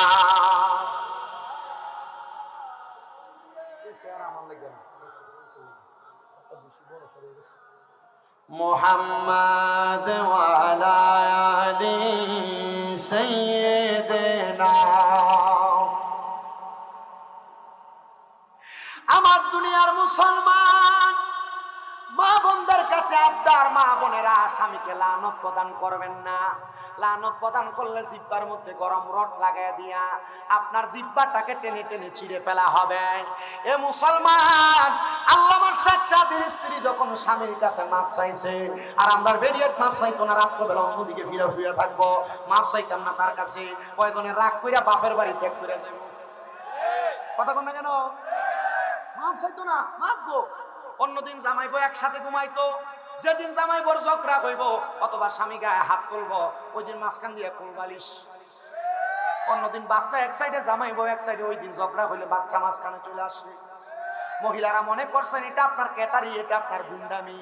মনে রাখো গো মা, যদি কোন স্বামী স্ত্রী দুনিয়াতে হাজার ঝগড়া করে, রহমতের নবী কয় তোমরা নারীরা রাত্রবেলা ঘুমানোর সময় স্বামী স্ত্রীর বালিশ হবে একটা। নবী গো কেন? বলে স্বামী স্ত্রী দুইজন যখন একসাথে লাইগা লাইগা থাকবে, আমার আল্লাহ তাআলা দুনিয়ার যত খালি জায়গা আছে ওই খালি জায়গাগুলা আল্লাহর রহমত দিয়ে ভরপুর করে দেয়। জামাই বউ ঝগড়া হয় না? কম না বেশি? আপনার কি কষ্ট হইতেছে? আমি বিলাতি ওয়াজি করি, আমি কিন্তু মোটামুটি সেতিও না, এটা আপনারা বুঝেন। আমি নর্মাল ভাবেই কথা কই, আমি নর্মাল ভাবে কথা কই দেখি আলহামদুলিল্লাহ আমি আরেকটা কইরা আইছি। এটা শুকরিয়া আল্লাহ তাআলার। আমি সকাল 6টা 6:30 নাগাদ আসছি কিশোরগঞ্জ থেকে। আমার খুব কষ্ট হয়, কথা যে বলি অনেক কষ্ট হয়। আমার অল্প বয়স অনুযায়ী আমার কথা বলতে কষ্ট হয়, কিন্তু আপনাদের দোয়ায় আমি যে ওয়াজ করি, আপনাদের এই দোয়ার বরকতে আমার 6টা মাদ্রাসা। কয়টা? আসতে বলেন দি আপনারা। কেউ সুন্নি মাদ্রাসার দরকার আছে না? কম না বেশি? সুন্নিদের মাদ্রাসা না থাকার কারণে আজকে সুন্নিদের অনেক জায়গায় অধপতন আছে। এই যে বিভিন্ন জায়গায় মাজারটি ভাঙতেছে, আপনারা সান যতলা মাজার ভাঙছে, একটা লোক মাদ্রাসা নাই। এই মিয়া, যদি মাজারটির লোকে যদি মাদ্রাসা থাকতো, মাদ্রাসায় যদি 2-4-500 পোলাপাইন থাকতো, যে ফকিন্নির পোলারা মাজার ভাঙতে হয়েছিল, যদি আল্লাহ পাক রব্বুল আলামিনের ওই বান্দারা মাদ্রাসার 200-300 ছাত্র যদি 200-300 লাঠি লিয়ে ধরে নিতে, ফকিন্নির পোলারা খবর থাকতো? তাহলে ওই মাজারের খাদেমদার বিরুদ্ধে আমি কেন? এই মাজারের খাদেমরা যা গরু হয়েছে, ছাগল হয়েছে, এটিআডি দিয়ে নিজের পকেট বাড়ি করছে। কথা কন না কা? ঠিক না? যদি মাদ্রাসা করতো, মাদ্রাসার যদি 4-500 পোলাপান থাকতো, এই পোলাপান যদি ধরে নিত, তো মাদার ভাঙার সাহস ছিল কোনো ফকিন্নির পোলার? তাহলে দোষ কি মাজারওয়ালার না মাজারের খাদেমদার? এই খাদেমদারে প্রতিহত করেন আপনারা, আছে না? যখন মাজারটি ভাঙতেছে তখন আমি মাজার ভাঙার পক্ষে আছিলাম। হ্যাঁ হুজুর, কি মাজার ভাঙার পক্ষে? আপনারা শুননি? হ্যাঁ আমি শুননি, কিন্তু আমি ওই মাজার ভাঙার পক্ষে আছিলাম। আমি কইছি শুধু মাজারতে ভাঙতেছ, ইচ্ছা মতো ভাঙো, কিন্তু এরা যে মাজার ভাঙছে উপরে ইটটি শুধু ভাঙছে, আমি কইছিলাম তলাটা পর্যন্ত খুইরা দেখ, আল্লাহর ওলিরা যদি সত্য হয় ওই জায়গায় জিন্দা আছে। কথা কোন ঠিক কিনা?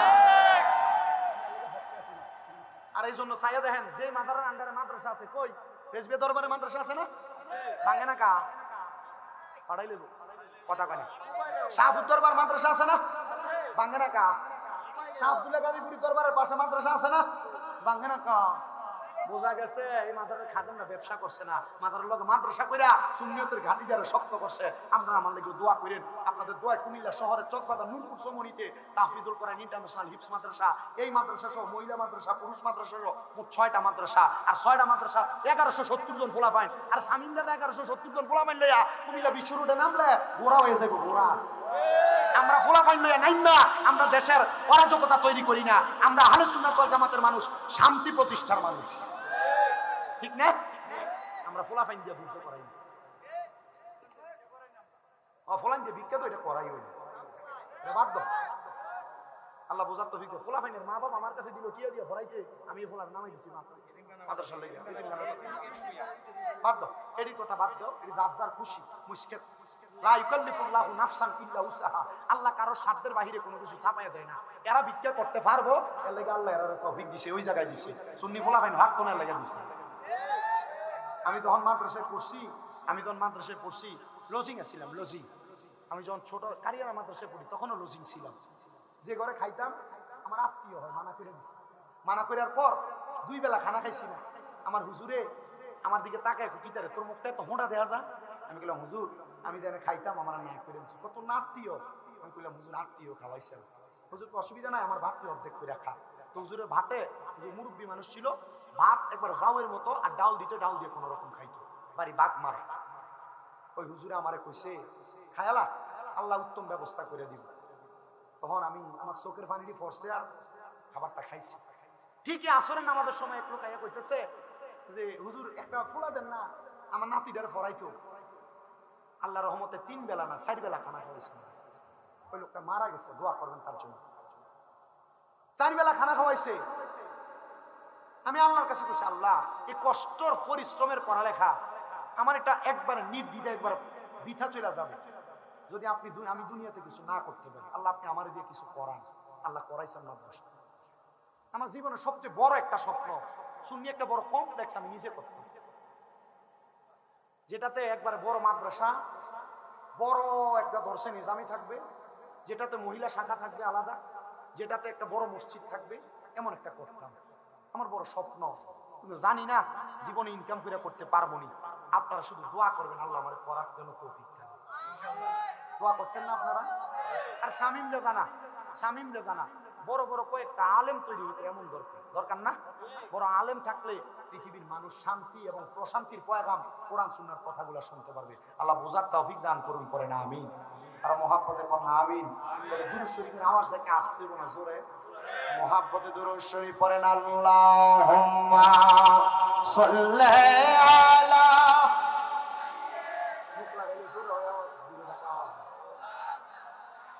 মুহাম্মাদ ওয়া আলা আলিহি।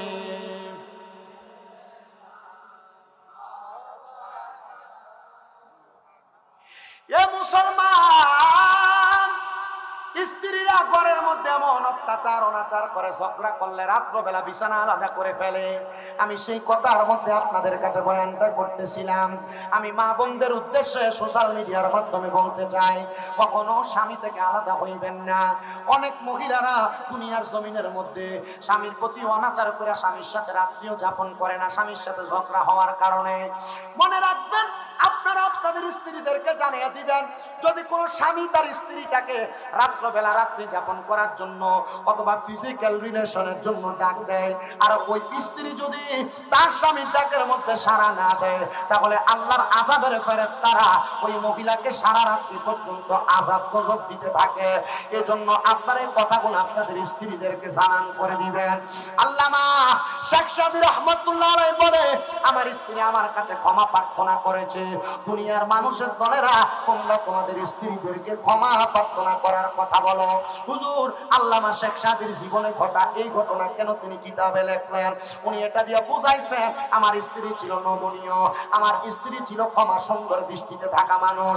এই জন্য মানুষ যেন এটা পয়রা শিক্ষা গ্রহণ করে, আমি এই জন্য কথাটা আমার কিতাবে উল্লেখ করে দিলাম। আল্লামা শেখ সাদি ছাত্রের সামনে যায় না, ছাত্র খাবার খাওয়ার জন্য রেডি হয়ে আছেন। উনি বলেন, আমি পেছনের দরজা দিয়ে জঙ্গলার মধ্যে যাইয়া লাকড়ি কুড়ানোর জন্য যখন প্রবেশ করলাম, আমি লাকড়ি নেওয়ার জন্য গাছের আগার মধ্যে উঠছি, লাকড়ি ভাঙতে ভাঙতে লাকড়ি নিচে ফালাইলাম। এমন টাইমে একটা বাঘ আইসা আল্লামা শেখ সাদিকে খাওয়ার জন্য নিচে দাঁড়ায় আছে। ওই বাঘটা আড়ালে লুকানো।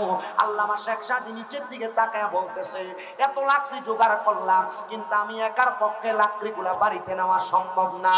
আল্লামা শেখ সাদি এই চিন্তা কইরা উনি বাঘটাকে দেখে মনে মনে সাহস পাইলেন, না না একা নিব না, বাঘের পিঠটার মধ্যে চড়াইয়া চড়াইয়া লাকড়িটা বাড়িতে নিব। আপনারা বলেন, এই বাঘকে কন্ট্রোল করার ক্ষমতা আল্লাহর ওলিদেরকে দিয়েছেন একজন, তিনি কে? আল্লামা শেখ সাদি নাইমা ভাগরে ডাকা, সামনে আসেন, লাকড়িগুলা বুঝাই করে নিয়ে যাই। লাকড়িগুলা বুঝাই করছেন, বুঝাই করে বাড়িতে নিয়ে লাকড়িগুলা পেছনে রাইকা সামনে আসছেন, ছাত্রের সঙ্গে কথা বলবেন। ছাত্র উস্তাদের এমন কর্মকাণ্ড দেখে বড় অবাক হয়ে গেছে, কিরে ভাগ কন্ট্রোল করে ফেলে এমন একজন উস্তাদ আমার, আল্লাহ পাকের বন্ধু। এবার উস্তাদ সামনে আসার সাথে সাথে ছেলে ডাক দিয়ে কই, হুজুর আপনি এত বড় আলেম মানুষ, আপনি একটা বাঘরে কন্ট্রোল করতে পারলেন, বউটারে কন্ট্রোল করতে পারলেন না।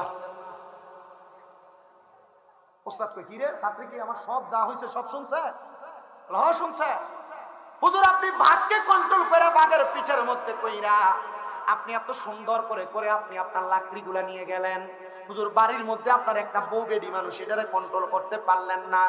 আল্লামা শেখ সাদি কয় না না, তুমি মনে কষ্ট নিও না, তবে সাবধানে এই কথা পর মানুষের কাছে বলবা না। ওই ছাত্র ডাক দিয়ে কয় হুজুর, আপনার এলেমের জোর আছে, আপনার এলেমের পাওয়ার আছে, আপনি চাইলে তো আরেকটা বিবাহ করতে পারেন, আপনি চাইলে তো আরেকটা স্ত্রী গ্রহণ করতে পারেন। আল্লামা শেখ সাদি জবাব দেয়, 3 শয়তান ফালতে পারি না, তুমি আবার আরো 2 শয়তানের দায়িত্ব নিতে বলো, কারণটা কি? ছাত্র থ হয়ে গেলেন, হুজুর কি বলেন, 3 শয়তান পালতে পারেন না, আবার 2 সন্তানের দায়িত্ব নিবেন, মানে 5 শয়তান, হুজুর এটার কারণটা কি বলেন না? বলে শোনো, আল্লাহ তাআলা একজন পুরুষকে ধোঁকা দেওয়ার জন্য একটা শয়তান তার সাথে দিছে, কিন্তু একজন নারীকে ধোঁকা দেওয়ার জন্য 2টা শয়তান নারীর সাথে নিযুক্ত করেছেন। এখন যদি আমি আরেকটা বিবাহ করি, তাহলে আমার ওই স্ত্রীর সাথে তো আরো 2টা শয়তান নিযুক্ত হবে, পরের একটারই কন্ট্রোল করতে পারতেছি না, তাহলে আরেকটা স্ত্রী গ্রহণ কইরা আমি কেমনে কন্ট্রোল করব, তুমি আমারে বলো না। বলে হুজুর না না না, তখন লাগবে না লাগবে না হুজুর, এখানেই যথেষ্ট। আলহামদুলিল্লাহ। মনে রাখবেন, স্ত্রী মানুষ, এদেরকে আল্লাহ তাআলা আদম আলাইহিস সালাতু ওয়াস সালামের বাম পাজরে বাঁকা হাত দিয়ে তৈরি করেছে। আপনি যদি সোজা বলেন এরা বাঁকা বসবে, আপনি বাঁকা বললে এরা সোজা বলবে। এজন্য আপনি যতটুকু সম্ভব আপনার স্ত্রীকে সুন্দর সুন্দর শব্দ দ্বারা সমর্থন করে বোঝানোর চেষ্টা করবেন, কখনো আপনার সংসারের মধ্যে অশান্তি হবে না। কারণ রহমতের নবীর ঘোষণা, একজন স্ত্রী যদি কুফু মিলা যদি সংসারে সুন্দরভাবে চলাফেরা করে, তাহলে সংসারটা সুন্দর জান্নাতের বাগান হয়। কিন্তু স্ত্রী যদি সংসারের মধ্যে কুফু না মিলে আসে, অশান্তি তৈরি করে, তাহলে দেখবা ওই সংসারটা জাহান্নামের চাইতে নিকৃষ্ট হয়ে গেছে। বলে হুজুর কেন? হ্যাঁ রে মুসলমান, শুনে রাখো, ঘরের বউ যদি বলা হয় সংসার জান্নাতের মতো আরাম, কিন্তু ঘরের বউ যদি অশান্তি করে, এর চাইতে বড় অশান্তি আর বাংলাদেশে না। এটার 1 নাম্বার কারণ যৌতুক। ঠিক আইতো না একটার মুখে দিও, কারণ চিন্তা করে আমার পুত্রের যৌতুক লই এরপরে বিদেশ পাঠান, চিন্তা করে আমার পুত্রের বিয়ে করার মতো যৌতুকটা লইয়া এরপর একটা মিশুক কিনা দিমু, বলা মাশাআল্লাহ সুন্দর চলবে। চিন্তা করে আমার ফুলার বিয়ে করাইয়া একটা মোটরসাইকেল লইয়া দিমু, তখন আর আপনি আপনার পুত্রের বিয়ে করান না, বিয়ে দেন।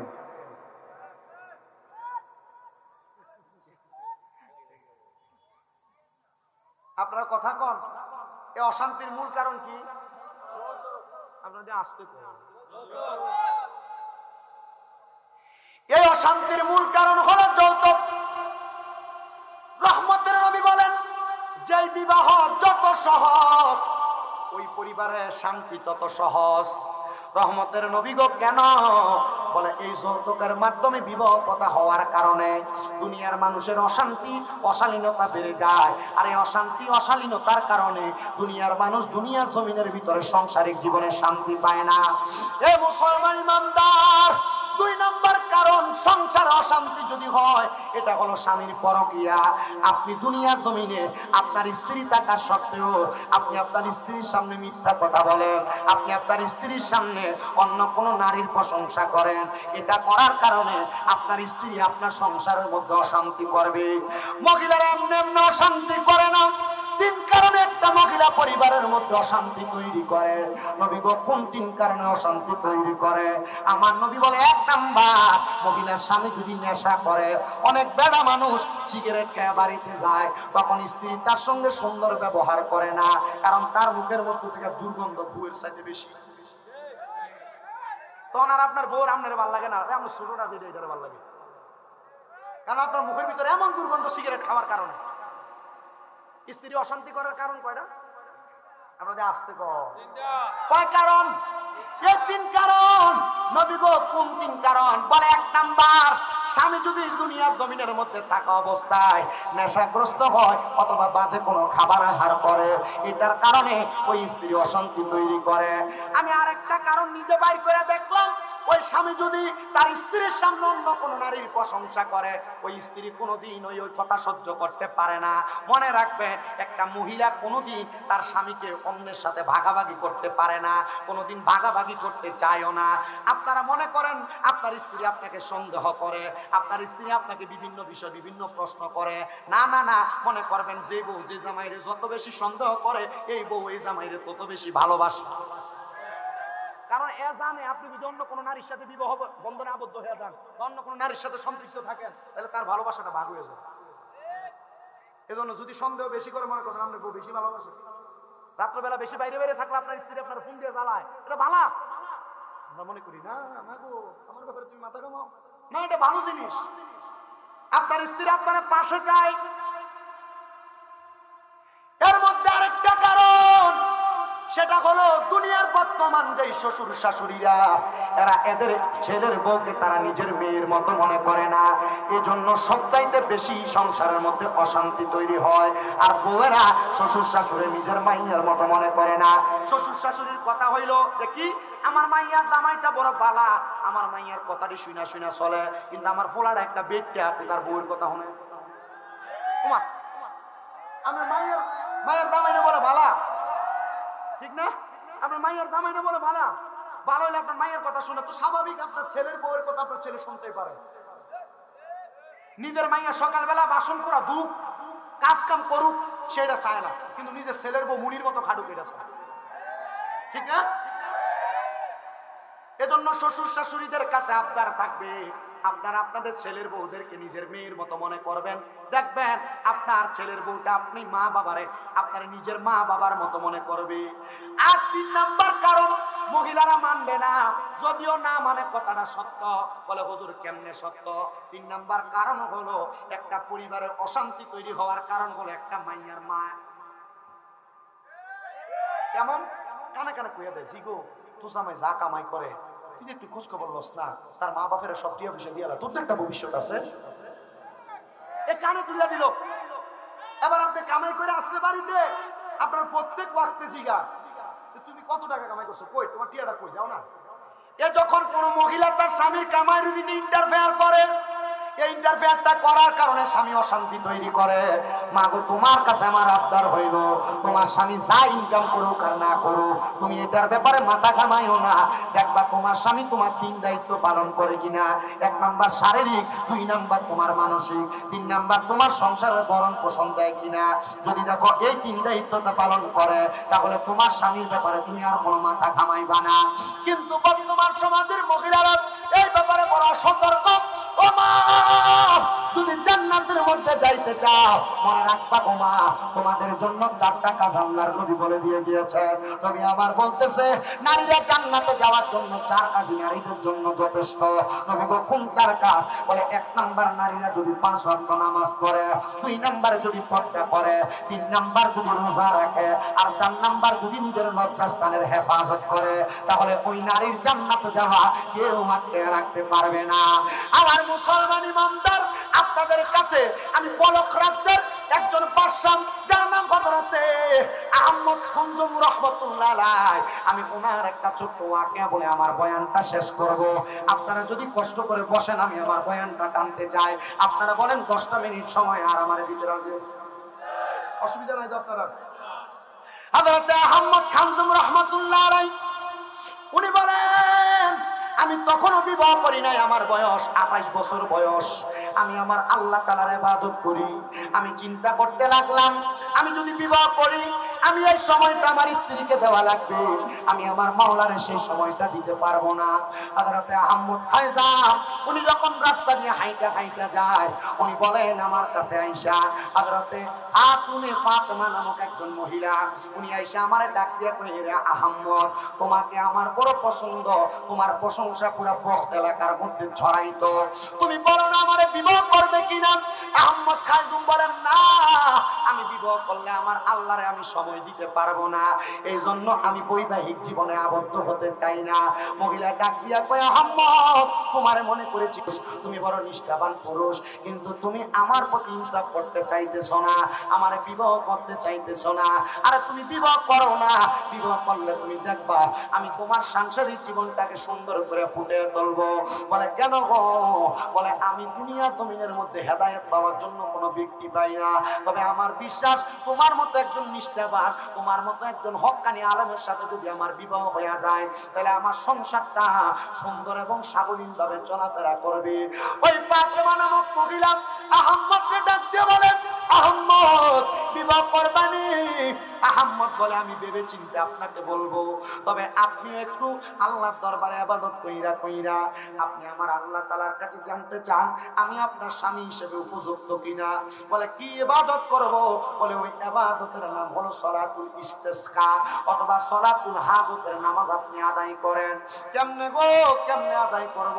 বলে, আপনি রুকু দিবেন, সিজদা করবেন, সিজদা রুকু সিজদা শেষ কইরা আপনি সালাম ফিরায়া সিজদার মধ্যে যাইয়া মুরাকাবার নিয়তে চোখটা বন্ধ কইরা আমার চেহারাটা আপনি স্মরণ করবেন আর বলবেন, আল্লাহ যেই ব্যক্তিকে আমি দেখতেছি সেই ব্যক্তি স্বামী হিসেবে কেমন হবে। এবার মহিলা বলে, বাড়ির মধ্যে যাইয়া আমি ইস্তেখারা কইরা আমি দেখলাম এই ব্যক্তি আমার স্বামী হিসেবে বড় উপযুক্ত। আরে দুনিয়ার মা, দুনিয়ার বোনেরা, দুনিয়ার ছেলেরা, শুধু সুন্দরী মাইয়া তোমার বিয়ার উপযুক্ত না। মাইয়ারা মনে রাখবা গো, টাকাওয়ালা স্বামী শুধু টাকাওয়ালার স্বামী শুধু তোমার উপযুক্ত না। মনে রাখবা, বহুত টাকাওয়ালার কাছে মাইয়া বিয়া দেওয়ার পরে বহুত সম্পদওয়ালারা ওই মাইয়াটার কুত্তা ছাওয়ার মতো ফিরে মাইয়াটার কোনো খোঁজ খবর নেয় না। এমন অবস্থা বাংলার সমাজে সমাজে নারীগুলার উপর নির্যাতন হয়। এমন অনেক জায়গার মধ্যে খবর পাওয়া যায়, ছেলে টাকা দেখে বিয়া দিছে, কিন্তু ওই টাকাওয়ালা ছেলেটা মাইয়াটার উপর অত্যাচার অনাচার করে। আরে টাকা পয়সা দ্বন্দ্ব হলো বেশি জিনিস না।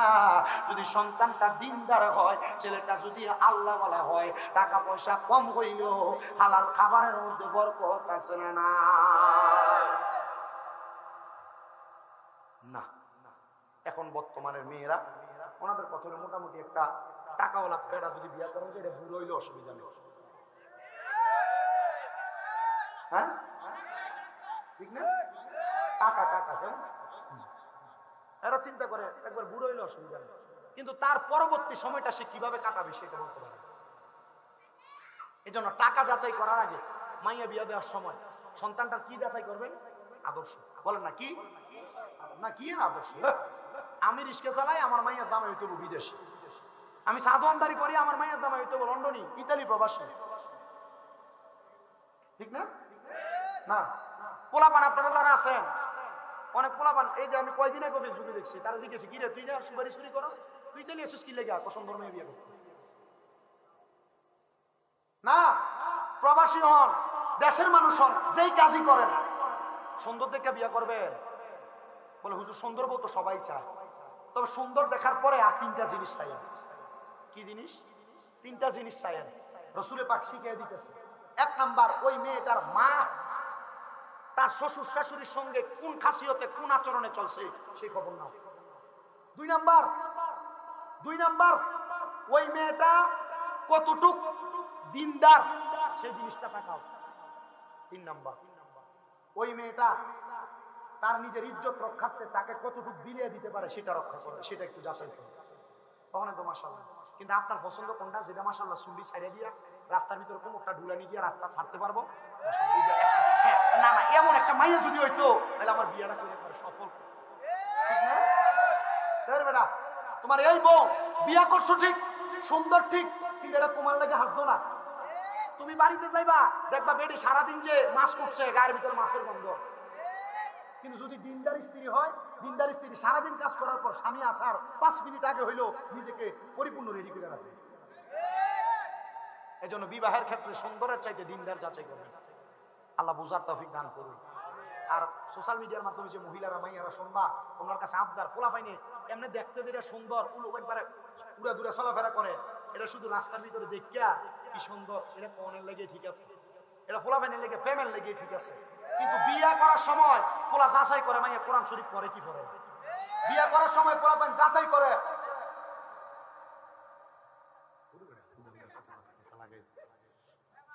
আমি অতলা কথা কইতাম না, আমি কম কথা যদ্দূর কইতেছি অদ্দূরে আলহামদুলিল্লাহ। আমি শুধু বিরিয়ানি খাওয়াই না দিয়ে শুধু একটু বলাইতেছি। মিছা কথা কষ্ট, তুই যাইতে বিরিয়ানি সারা যাবি, তারপর খেয়াল রাখবি। আবার আচ্ছা, আল্লাহ কবুল করো, আমিন করো। যে কথাগুলোর মধ্যে ছিলাম একটু অল্প কথা শেষ করে দিই। তাহলে বিবাহের ক্ষেত্রে ছেলেরা মেয়েটা দেখবেন কি ওলা দিনদার, বলেন না কি দার, দিনদার। আপনারা মাইয়া দ্বারা বিয়ে দিবেন বাফরা, আপনারা দেখবেন ছেলেটা দিনদার, টাকাওয়ালা না, সম্পদওয়ালা না। সম্পদওয়ালা অনেক সোশ্যাল মিডিয়াতে নেটের মধ্যে খবর পাওয়া যায়, মাইয়ার কুত্তার মতো ফিডায়, কুত্তা বিলের মতো। কুত্তা বিলের দাম থাকে, ওই মাইয়ের দাম থাকে না। আল্লাহ আমাদের বোঝার তৌফিক দান করে। ওই মহিলা পরের দিন এক সপ্তাহ পর্যন্ত ইস্তেখারা করে। এক সপ্তাহের ভিতরে উনি মুরাকাবার মধ্যে দেখছেন ওনার স্বামী হিসেবে আহম্মদ খুজাইমা যুক্ত উপযুক্ত। ডাক দিয়া কয়, আহম্মদ খুজাইমা, এ আহম্মদ খুজাইমা, তুমি আমারে বিবাহ করো। এবার যখন বিবাহ করলেন, ওনাদের সংসারিক জীবন সুন্দরভাবে কাটতেছে। কিন্তু আহম্মদ খুজাইমা কোন জামানার আল্লাহর ওলি? হযরতে বাইজিদ বুস্তামি যেই জামানার আল্লাহর ওলি, আহম্মদ খুজাইমা সেই জামানার আল্লাহর ওলি। হযরতে আহম্মদ খুজাইমা বলখি রাহমাতুল্লাহ আলাইহি বলে, আমি একদিন আমার বাড়ি থেকে বের হওয়ার পর আমি রাস্তার মধ্যে দেখলাম আমার স্ত্রী হযরতে বাইজিদের সঙ্গে দাঁড়ায় দাঁড়ায় কথা বলতেছে। আমি এইটা দেখে বড় আগান্বিত হয়ে গেলাম। আমার স্ত্রীকে প্রশ্ন করলাম, স্ত্রী গো, তুমি যে এই বাইজিদের সঙ্গে কথা বলেছো, তুমি কি জানো না তোমার কারণে আমাকে আল্লাহ তাআলা জাহান্নামের আগুনে জ্বালাইবো? বলে কেন? এবার আল্লাহর নবীর একটা হাদিস শরীফ আহমদ খুজাইমা ওনার স্ত্রী ফাতেমারে শোনায়া দিছে। ও মুসলমান, ও চান্দিনার আলীর চরের বাবারা, মনে রাখবা গো, মনে রাখবা গো, মনে রাখবা। আল্লাহর নবী বলতেছে একটা মহিলার কারণে 4 জন পুরুষ মানুষ দুজকে জাহান্নামের আগুনে যাবে। এর মধ্যে 1 নম্বর, কোন মেয়েকে যদি বাবা জন্ম দেওয়ার পর বাবা যদি পর্দা না করায়, বাবা যদি বেহায়াপনাতে চাইরা দিয়ে রাখে, তাহলে ওই বাবা তার মেয়ের কারণে দুজকের আগুনে জ্বলা লাগবে। বলে হুজুর কেন কেন, কারণটা কি বলবেন নি? আমরা জানি একটা মেয়ে মানে একটা জান্নাতের মালিক, 2টা মেয়ে মানে 2টা জান্নাতের মালিক, 3টা মেয়ে মানে নবীজির সাথে জান্নাতে থাকবো। কিন্তু রহমতের নবী বলে একটা বাবা যদি কন্যা জন্ম দেওয়ার পর ওই কন্যাটাকে জান্নাতি শুরুতে পর্দার সাথে না লালন পালন করে, তাই ইউসুফের বেশে লালন পালন করে, তাহলে ওই বাবা ওই মাইয়ার কারণে দুজকে যাবে। একটা ভাই যদি তার বোনকে পর্দা না করায়, তাহলে ওই ভাইটা তার বোনকে বেপর্দা ছেড়ে দেওয়ার কারণে, তার ভাইটা বেপর্দা বোনটাকে ছেড়ে দেওয়ার কারণে ওই ভাইটা জাহান্নামের আগুনের মধ্যে জ্বলতে থাকবে। আর 3 নাম্বার হইল, কোন স্বামী যদি তার স্ত্রীকে পর্দা না করায়, আপনারা যারা বিবাহ করেছেন আপনারা আপনাদের স্ত্রীদের কেমনে ছেড়ে দেন? চান্দিনা বাজার ঘুরে আপনার স্ত্রী এখানে সেখানে ঘুরে, মনে রাখবেন বেপর্দা ভাবে ঘোরাফেরা করার কারণে, আপনি আপনার স্ত্রীকে পর্দা না করানোর কারণে, আপনার স্ত্রীটার কারণে আপনি স্বামীও দুজকের আগুনে জ্বলা লাগবে। এজন্য কোন সন্তান যদি তার মাকে পর্দা না করায়, তাহলে সন্তান তার মায়ের কারণে দুজকের আগুনে জ্বলা লাগবে। ও সন্তানের দলেরা, আমি আপনাদের কাছে করজোড়ে আবদার জানাই, আপনারা দুনিয়াতে যে যা করেন না কেন, দুনিয়ার জমিনে থাকা অবস্থায় আমার আল্লাহ তাআলার আদেশ মোতাবেক আল্লাহ যে বলেছেন ওয়াকারনা ফি বুয়ুতিকুন্না ওয়ালা তাবাররুজনা তাবাররুজাল জাহিলিয়াতিল উলা, তোমরা তোমাদের নারীদেরকে জাহিলিয়া যুগের মহিলাদের মতো বের হতে দিবা না। আরে মুসলমান, দেখেন না রাস্তার মধ্যে ইফতিজিং এর শিকার হইতেছে, এরা পর্দা করে না মাইয়া না, বেপর্দা মহিলারা রাস্তায় ইফতিজিং এর শিকার হয়, বেহায়াপনা করা মেয়েরাই ইফতিজিং এর শিকার হয়। কিন্তু আমাদের সমাজ এত নিকৃষ্ট সমাজ, আমাদের সমাজ এমন বাদে সমাজ, আমাদের সমাজের মানুষরা ভাই বোনকে, স্বামী স্ত্রীকে, ছেলে মাকে এবং দুনিয়ার বাবা মেয়েকে বেপর্দা বেহায়াপনা করার জন্য সুযোগ করে দেয়। গায়ে হলুদের অনুষ্ঠানে নাচানাচি করে, মাইয়া বাবা কিছু বলে না। আরে মুসলমানের দলেরা, ভাই তুমি তোমার বোনটা বেপর্দা চলে তুমি কিছু বলো না, জানোনি তোমার এই বোনটা তোমার দুজকের কারণ হয়ে যাবে। এই জন্য সবার কাছে আপনারা তাদেরকে পর্দা করাইবেন, পর্দা করাইলে আপনারা জান্নাতের অধিকারী হইতে পারবেন। আমি আপনাদের কাছে এলোমেলো ভাবে অনেকগুলো বিষয়ের উপর কথা বলার চেষ্টা করেছি, আসেন সামনের দিকে বাড়ি অল্প কথাই শেষ করে দিই। আহমদ খুজাইমা বলে, আমার স্ত্রীর সঙ্গে যখন এই কথা বললাম, আমার স্ত্রী বলে, স্বামী গো, আপনার হক আমার প্রতি আছে, আমি কোনোদিন পরপুরুষের সাথে হকটা নষ্ট করব না। বলে স্ত্রী, হক নষ্ট করবে না জানি, আমি চাই না তোমার শরীরের সৌন্দর্য অন্য কোনো পুরুষ মানুষ দেখো, কিন্তু কিন্তু আমাদের মহিলারা স্বামীর জন্য সাজে না। এরা মার্কেটে যাওয়ার সময় সাজে, দাওয়াতে যাওয়ার সময় সাজে, জামাই বাড়িতে আসার পর স্ত্রীর অবস্থাটা এতটা ভালো দেখে না।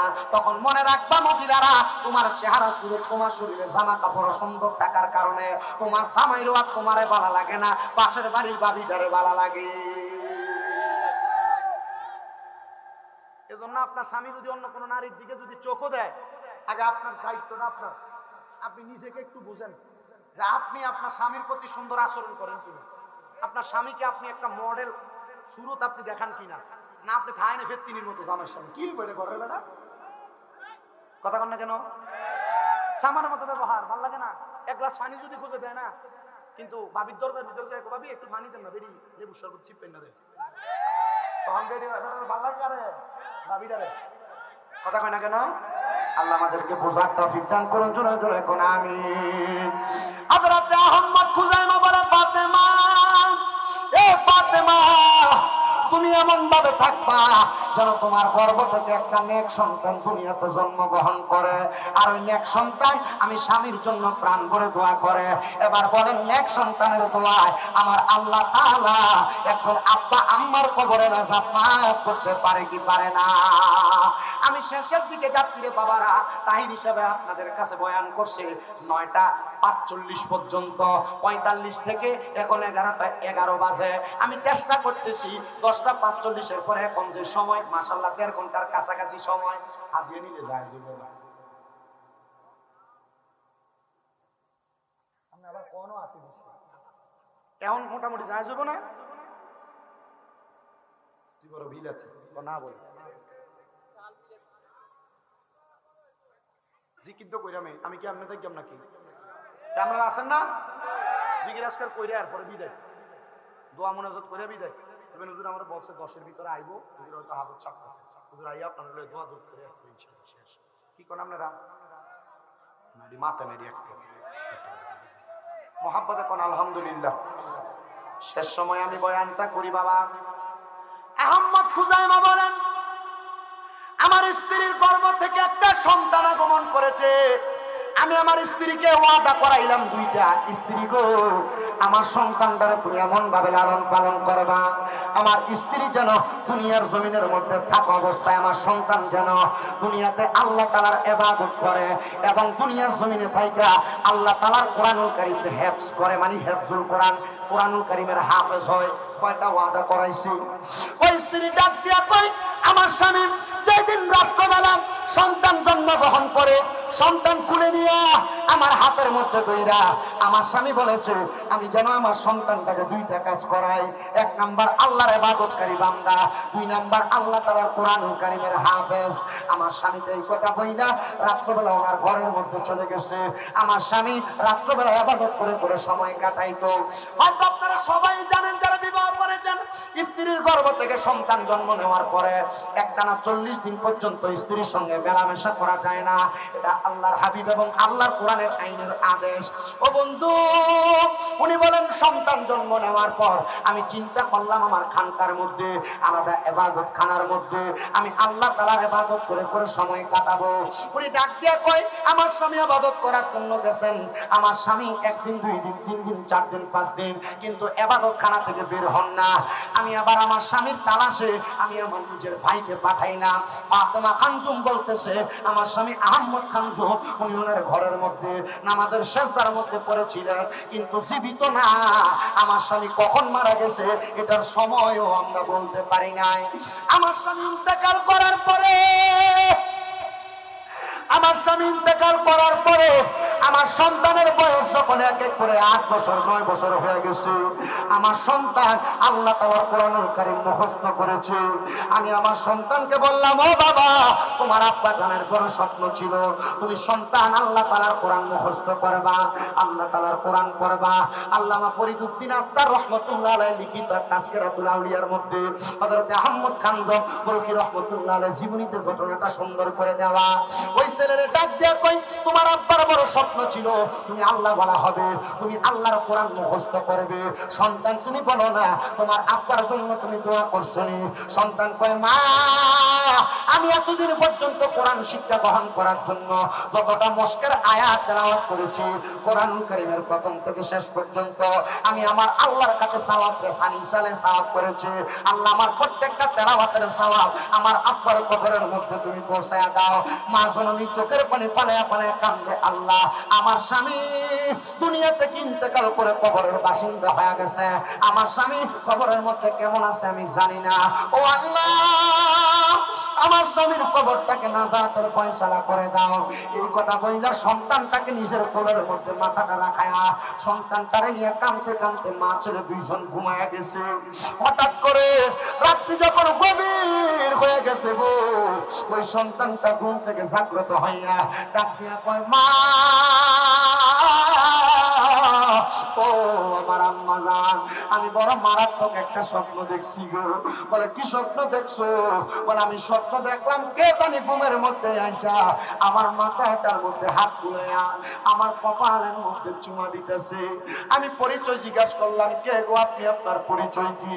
উনি আমার পরিচয় দেয়, উনি হইল আমার জনম দেখু বাবা। ও মা আমার আব্বা জানের এই শুরুটা আমি দেখছি। মা ডাক দিয়া কয় আল্লাহ এই সন্তান যাকে দেখছে এই সন্তান তো সত্য স্বপ্ন দেখছে গো। আল্লাহ সন্তানের দোয়ার বরকতে তুমি তার আব্বার কবরের আযাব মাফ করে দিছো, তুমি তার আব্বাটার জান্নাতি বাবা হিসেবে কবুল করেছো। এই চান্দিনার আরিচরের ঈদগাহ ময়দানে মহান পাক পাঞ্জাতন আলাইহিমুস সালাম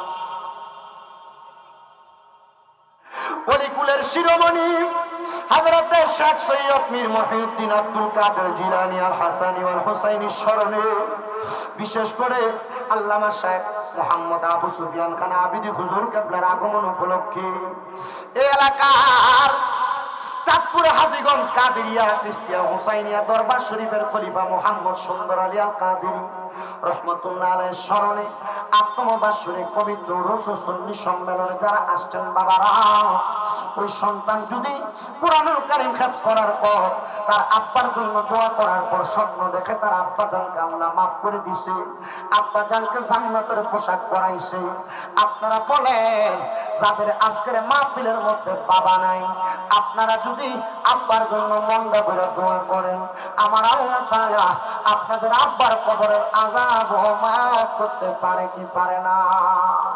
হায়রে কত সন্তান তাদের আব্বারে মাটির কবরের মধ্যে শোয়া দিয়ে আসছে।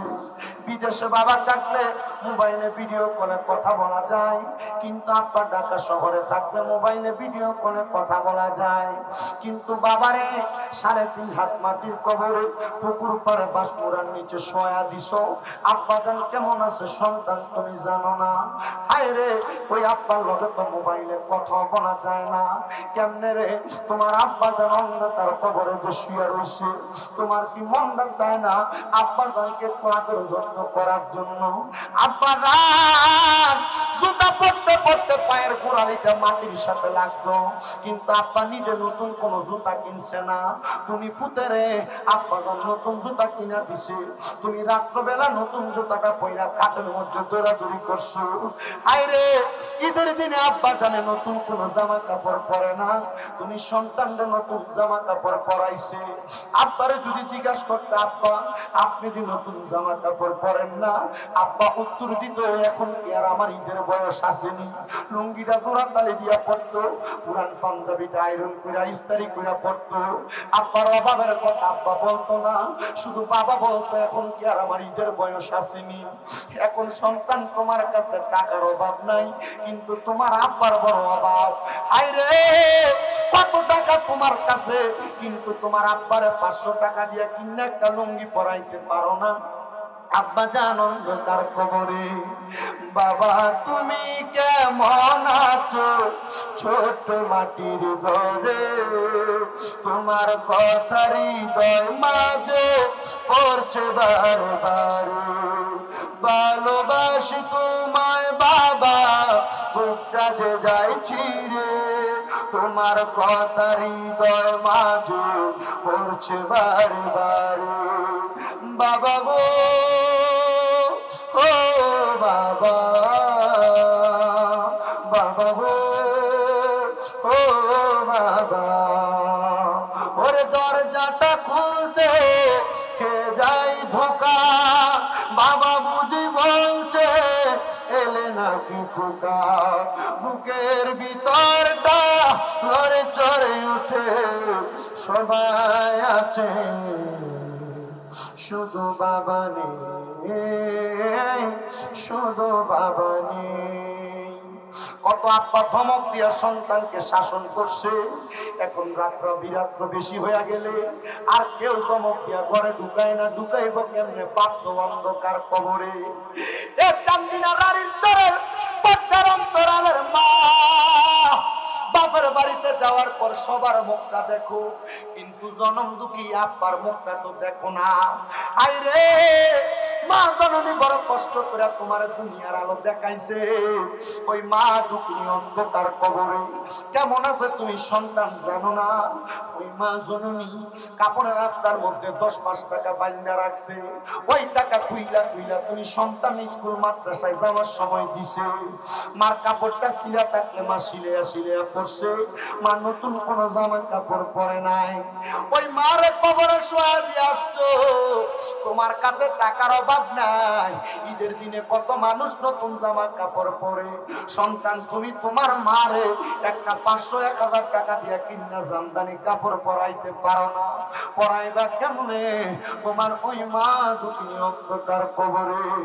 ওরে 3.5 হাত গর্তে ফেলে কেমন করে আইলা চলে, তোমার বাড়ি আইতে দেরি হইলে যে মা ঘুমাইত না, ওই কবর দেশে মায়ের পাশে একটু রইলি না রে। কবর দেশের খবর রইলি না। কেমন আছেন বাবা মনি, কেমন আছে মা জননী, একবারও তো চায়া দেখলি না। ওই মা বাবারে কষ্ট দিয়া দুনিয়াতে দিন কাটাইয়া কোনদিনও শান্তি পাবি না।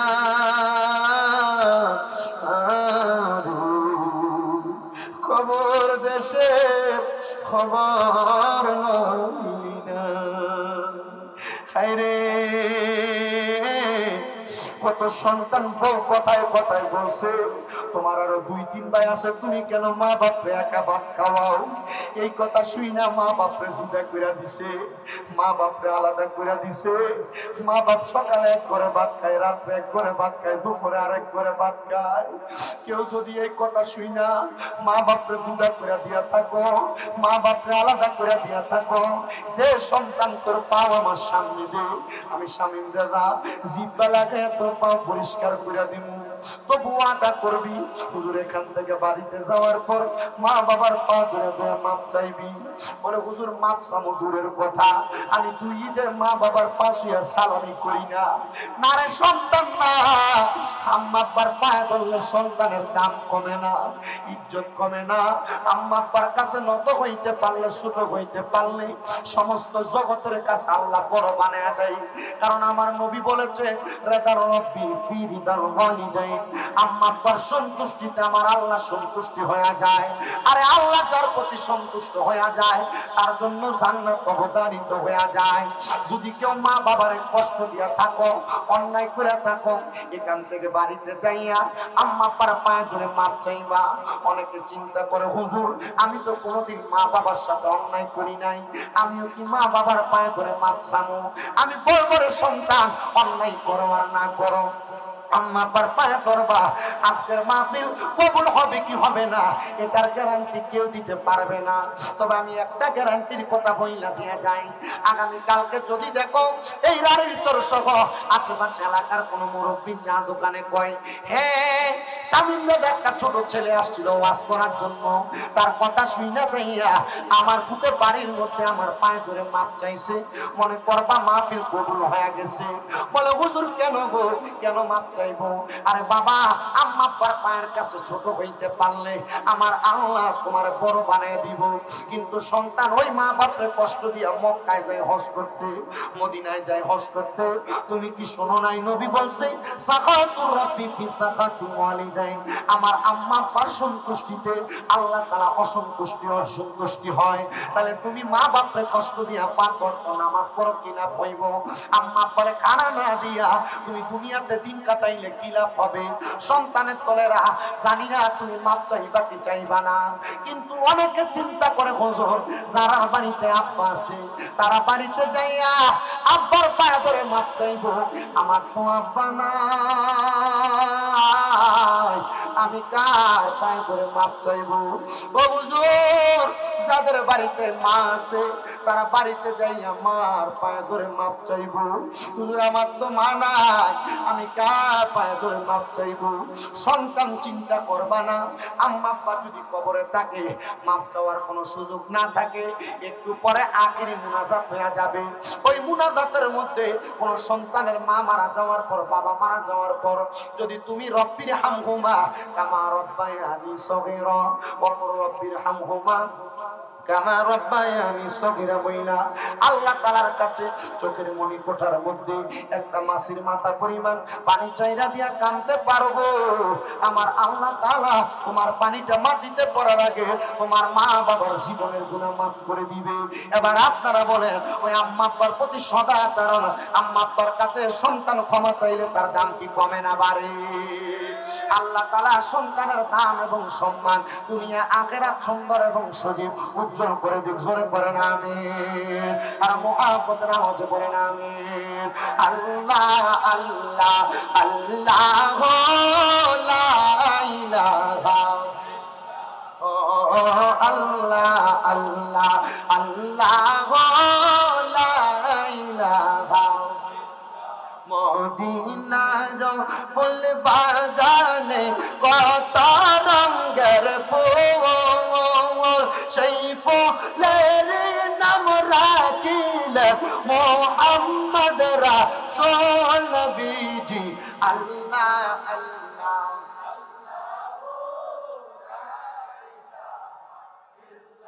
ও আল্লাহ আল্লাহ।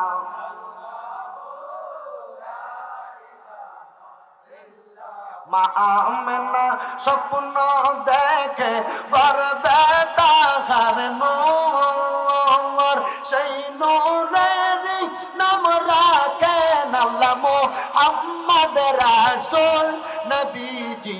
আল্লাহ আল্লাহ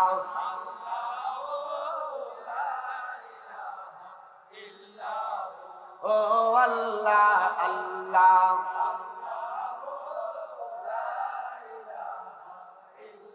দরুদ হাজার সালাম নবী দরবারে আপনার, এ দয়া করে কবুল করেন সালাতুল। আবার করেন সবাই কাতার বলতে হবে, সবাই কাতার করেন ইল্লাহ আল্লাহ আল্লাহ, সবাই কাতার বলতে হবে। ইয়া নবী সালাম আয়া রাসূল সালাম কায়া হাবিব। 1 ঘন্টা 45 মিনিট আমি এতক্ষণ এদিকে হাত করে সালাওয়াতুল্লাহ ইয়া রাসূলুল্লাহ সায়াইলো জান্নাত হইত পারে তারাও যারা আসিল মদিনাত মদিনা সায়াইলো নাকি সায়াইলো জান্নাত খোদার দুনিয়া তার সাইবারে কিছু নাই খোদার দুনিয়া তার সাইবারে কিছু নাই হইল জাগানো মদিনাত রাখিয়াই তো সাই মদিনাওয়ালার দেশত আশেকে যখন যায় মদিনাওয়ালার দেশত আশেকে যখন যায় হইল জাগানো মদিনাত রাখিয়াই তো সাই লাওয়ারিস নয় গুনাহগারর হাসরর মাদত রহমতর চাদর যখন মুস্তফার তত লাওয়ারিস নয় গুনাহগারর হাসরর মাদত রহমতর চাদর যখন মুস্তফার তত অডে যাইব উম্মত ওয়ালা উম্মত ফেলাই অডে যাইব উম্মত ওয়ালা উম্মত ফেলাই হইল জাগানো মদিনাত রাখিয়াই তো সাই মদিনাওয়ালার দেশত আশেকে যখন যায় মদিনাওয়ালার দেশত আশেকে যখন যায় হইল জাগানো মদিনাত রাখিয়াই তো সাই আল্লাহ তাআলা সবাইকে মরণের আগে একবার মদিনা যাওয়ার তৌফিক দান করুন জোরে কোন আমিন সবাই মুহাব্বতের আওয়াজে একটু ইসমে জাতের জিকির করেন আল্লাহ আল্লাহ আল্লাহ আল্লাহ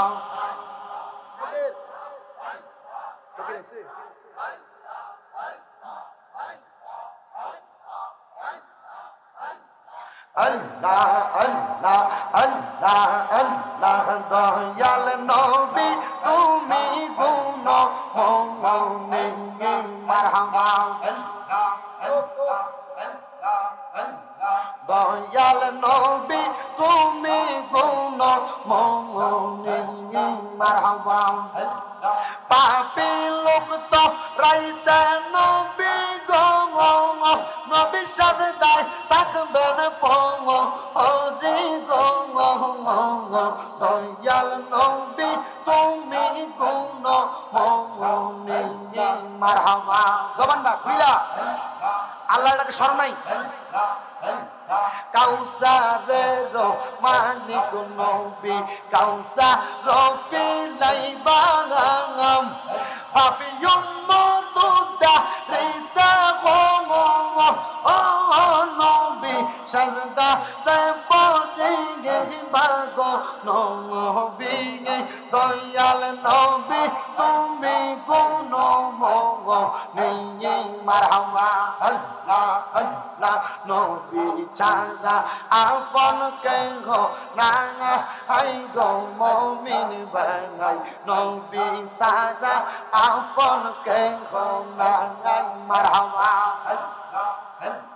জবানটা খুইলা আল্লাহটাকে শোন নাই নবী ছাড়া আপন কেহ না আই গো মুমিন বাঙাই নবী ছাড়া আপন কেহ না মারহাবা নবী মাতৃ গর্বে আসিয়া পিতা হারা হইয়া এতিম রূপে আসলে নেই গো রাঙাই মারহাবা নবীর পবিত্র মুখে গে দুধ খাইলেন যার বউকে ধন্য হইল বিবি হালিমা হাইরে মুমিন বাঙাই নবী সারা আপন কেহ নাই মারহাবা আল্লাহ আল্লাহ আল্লাহ আল্লাহ আল্লাহ নবী রাহমাতুল লিল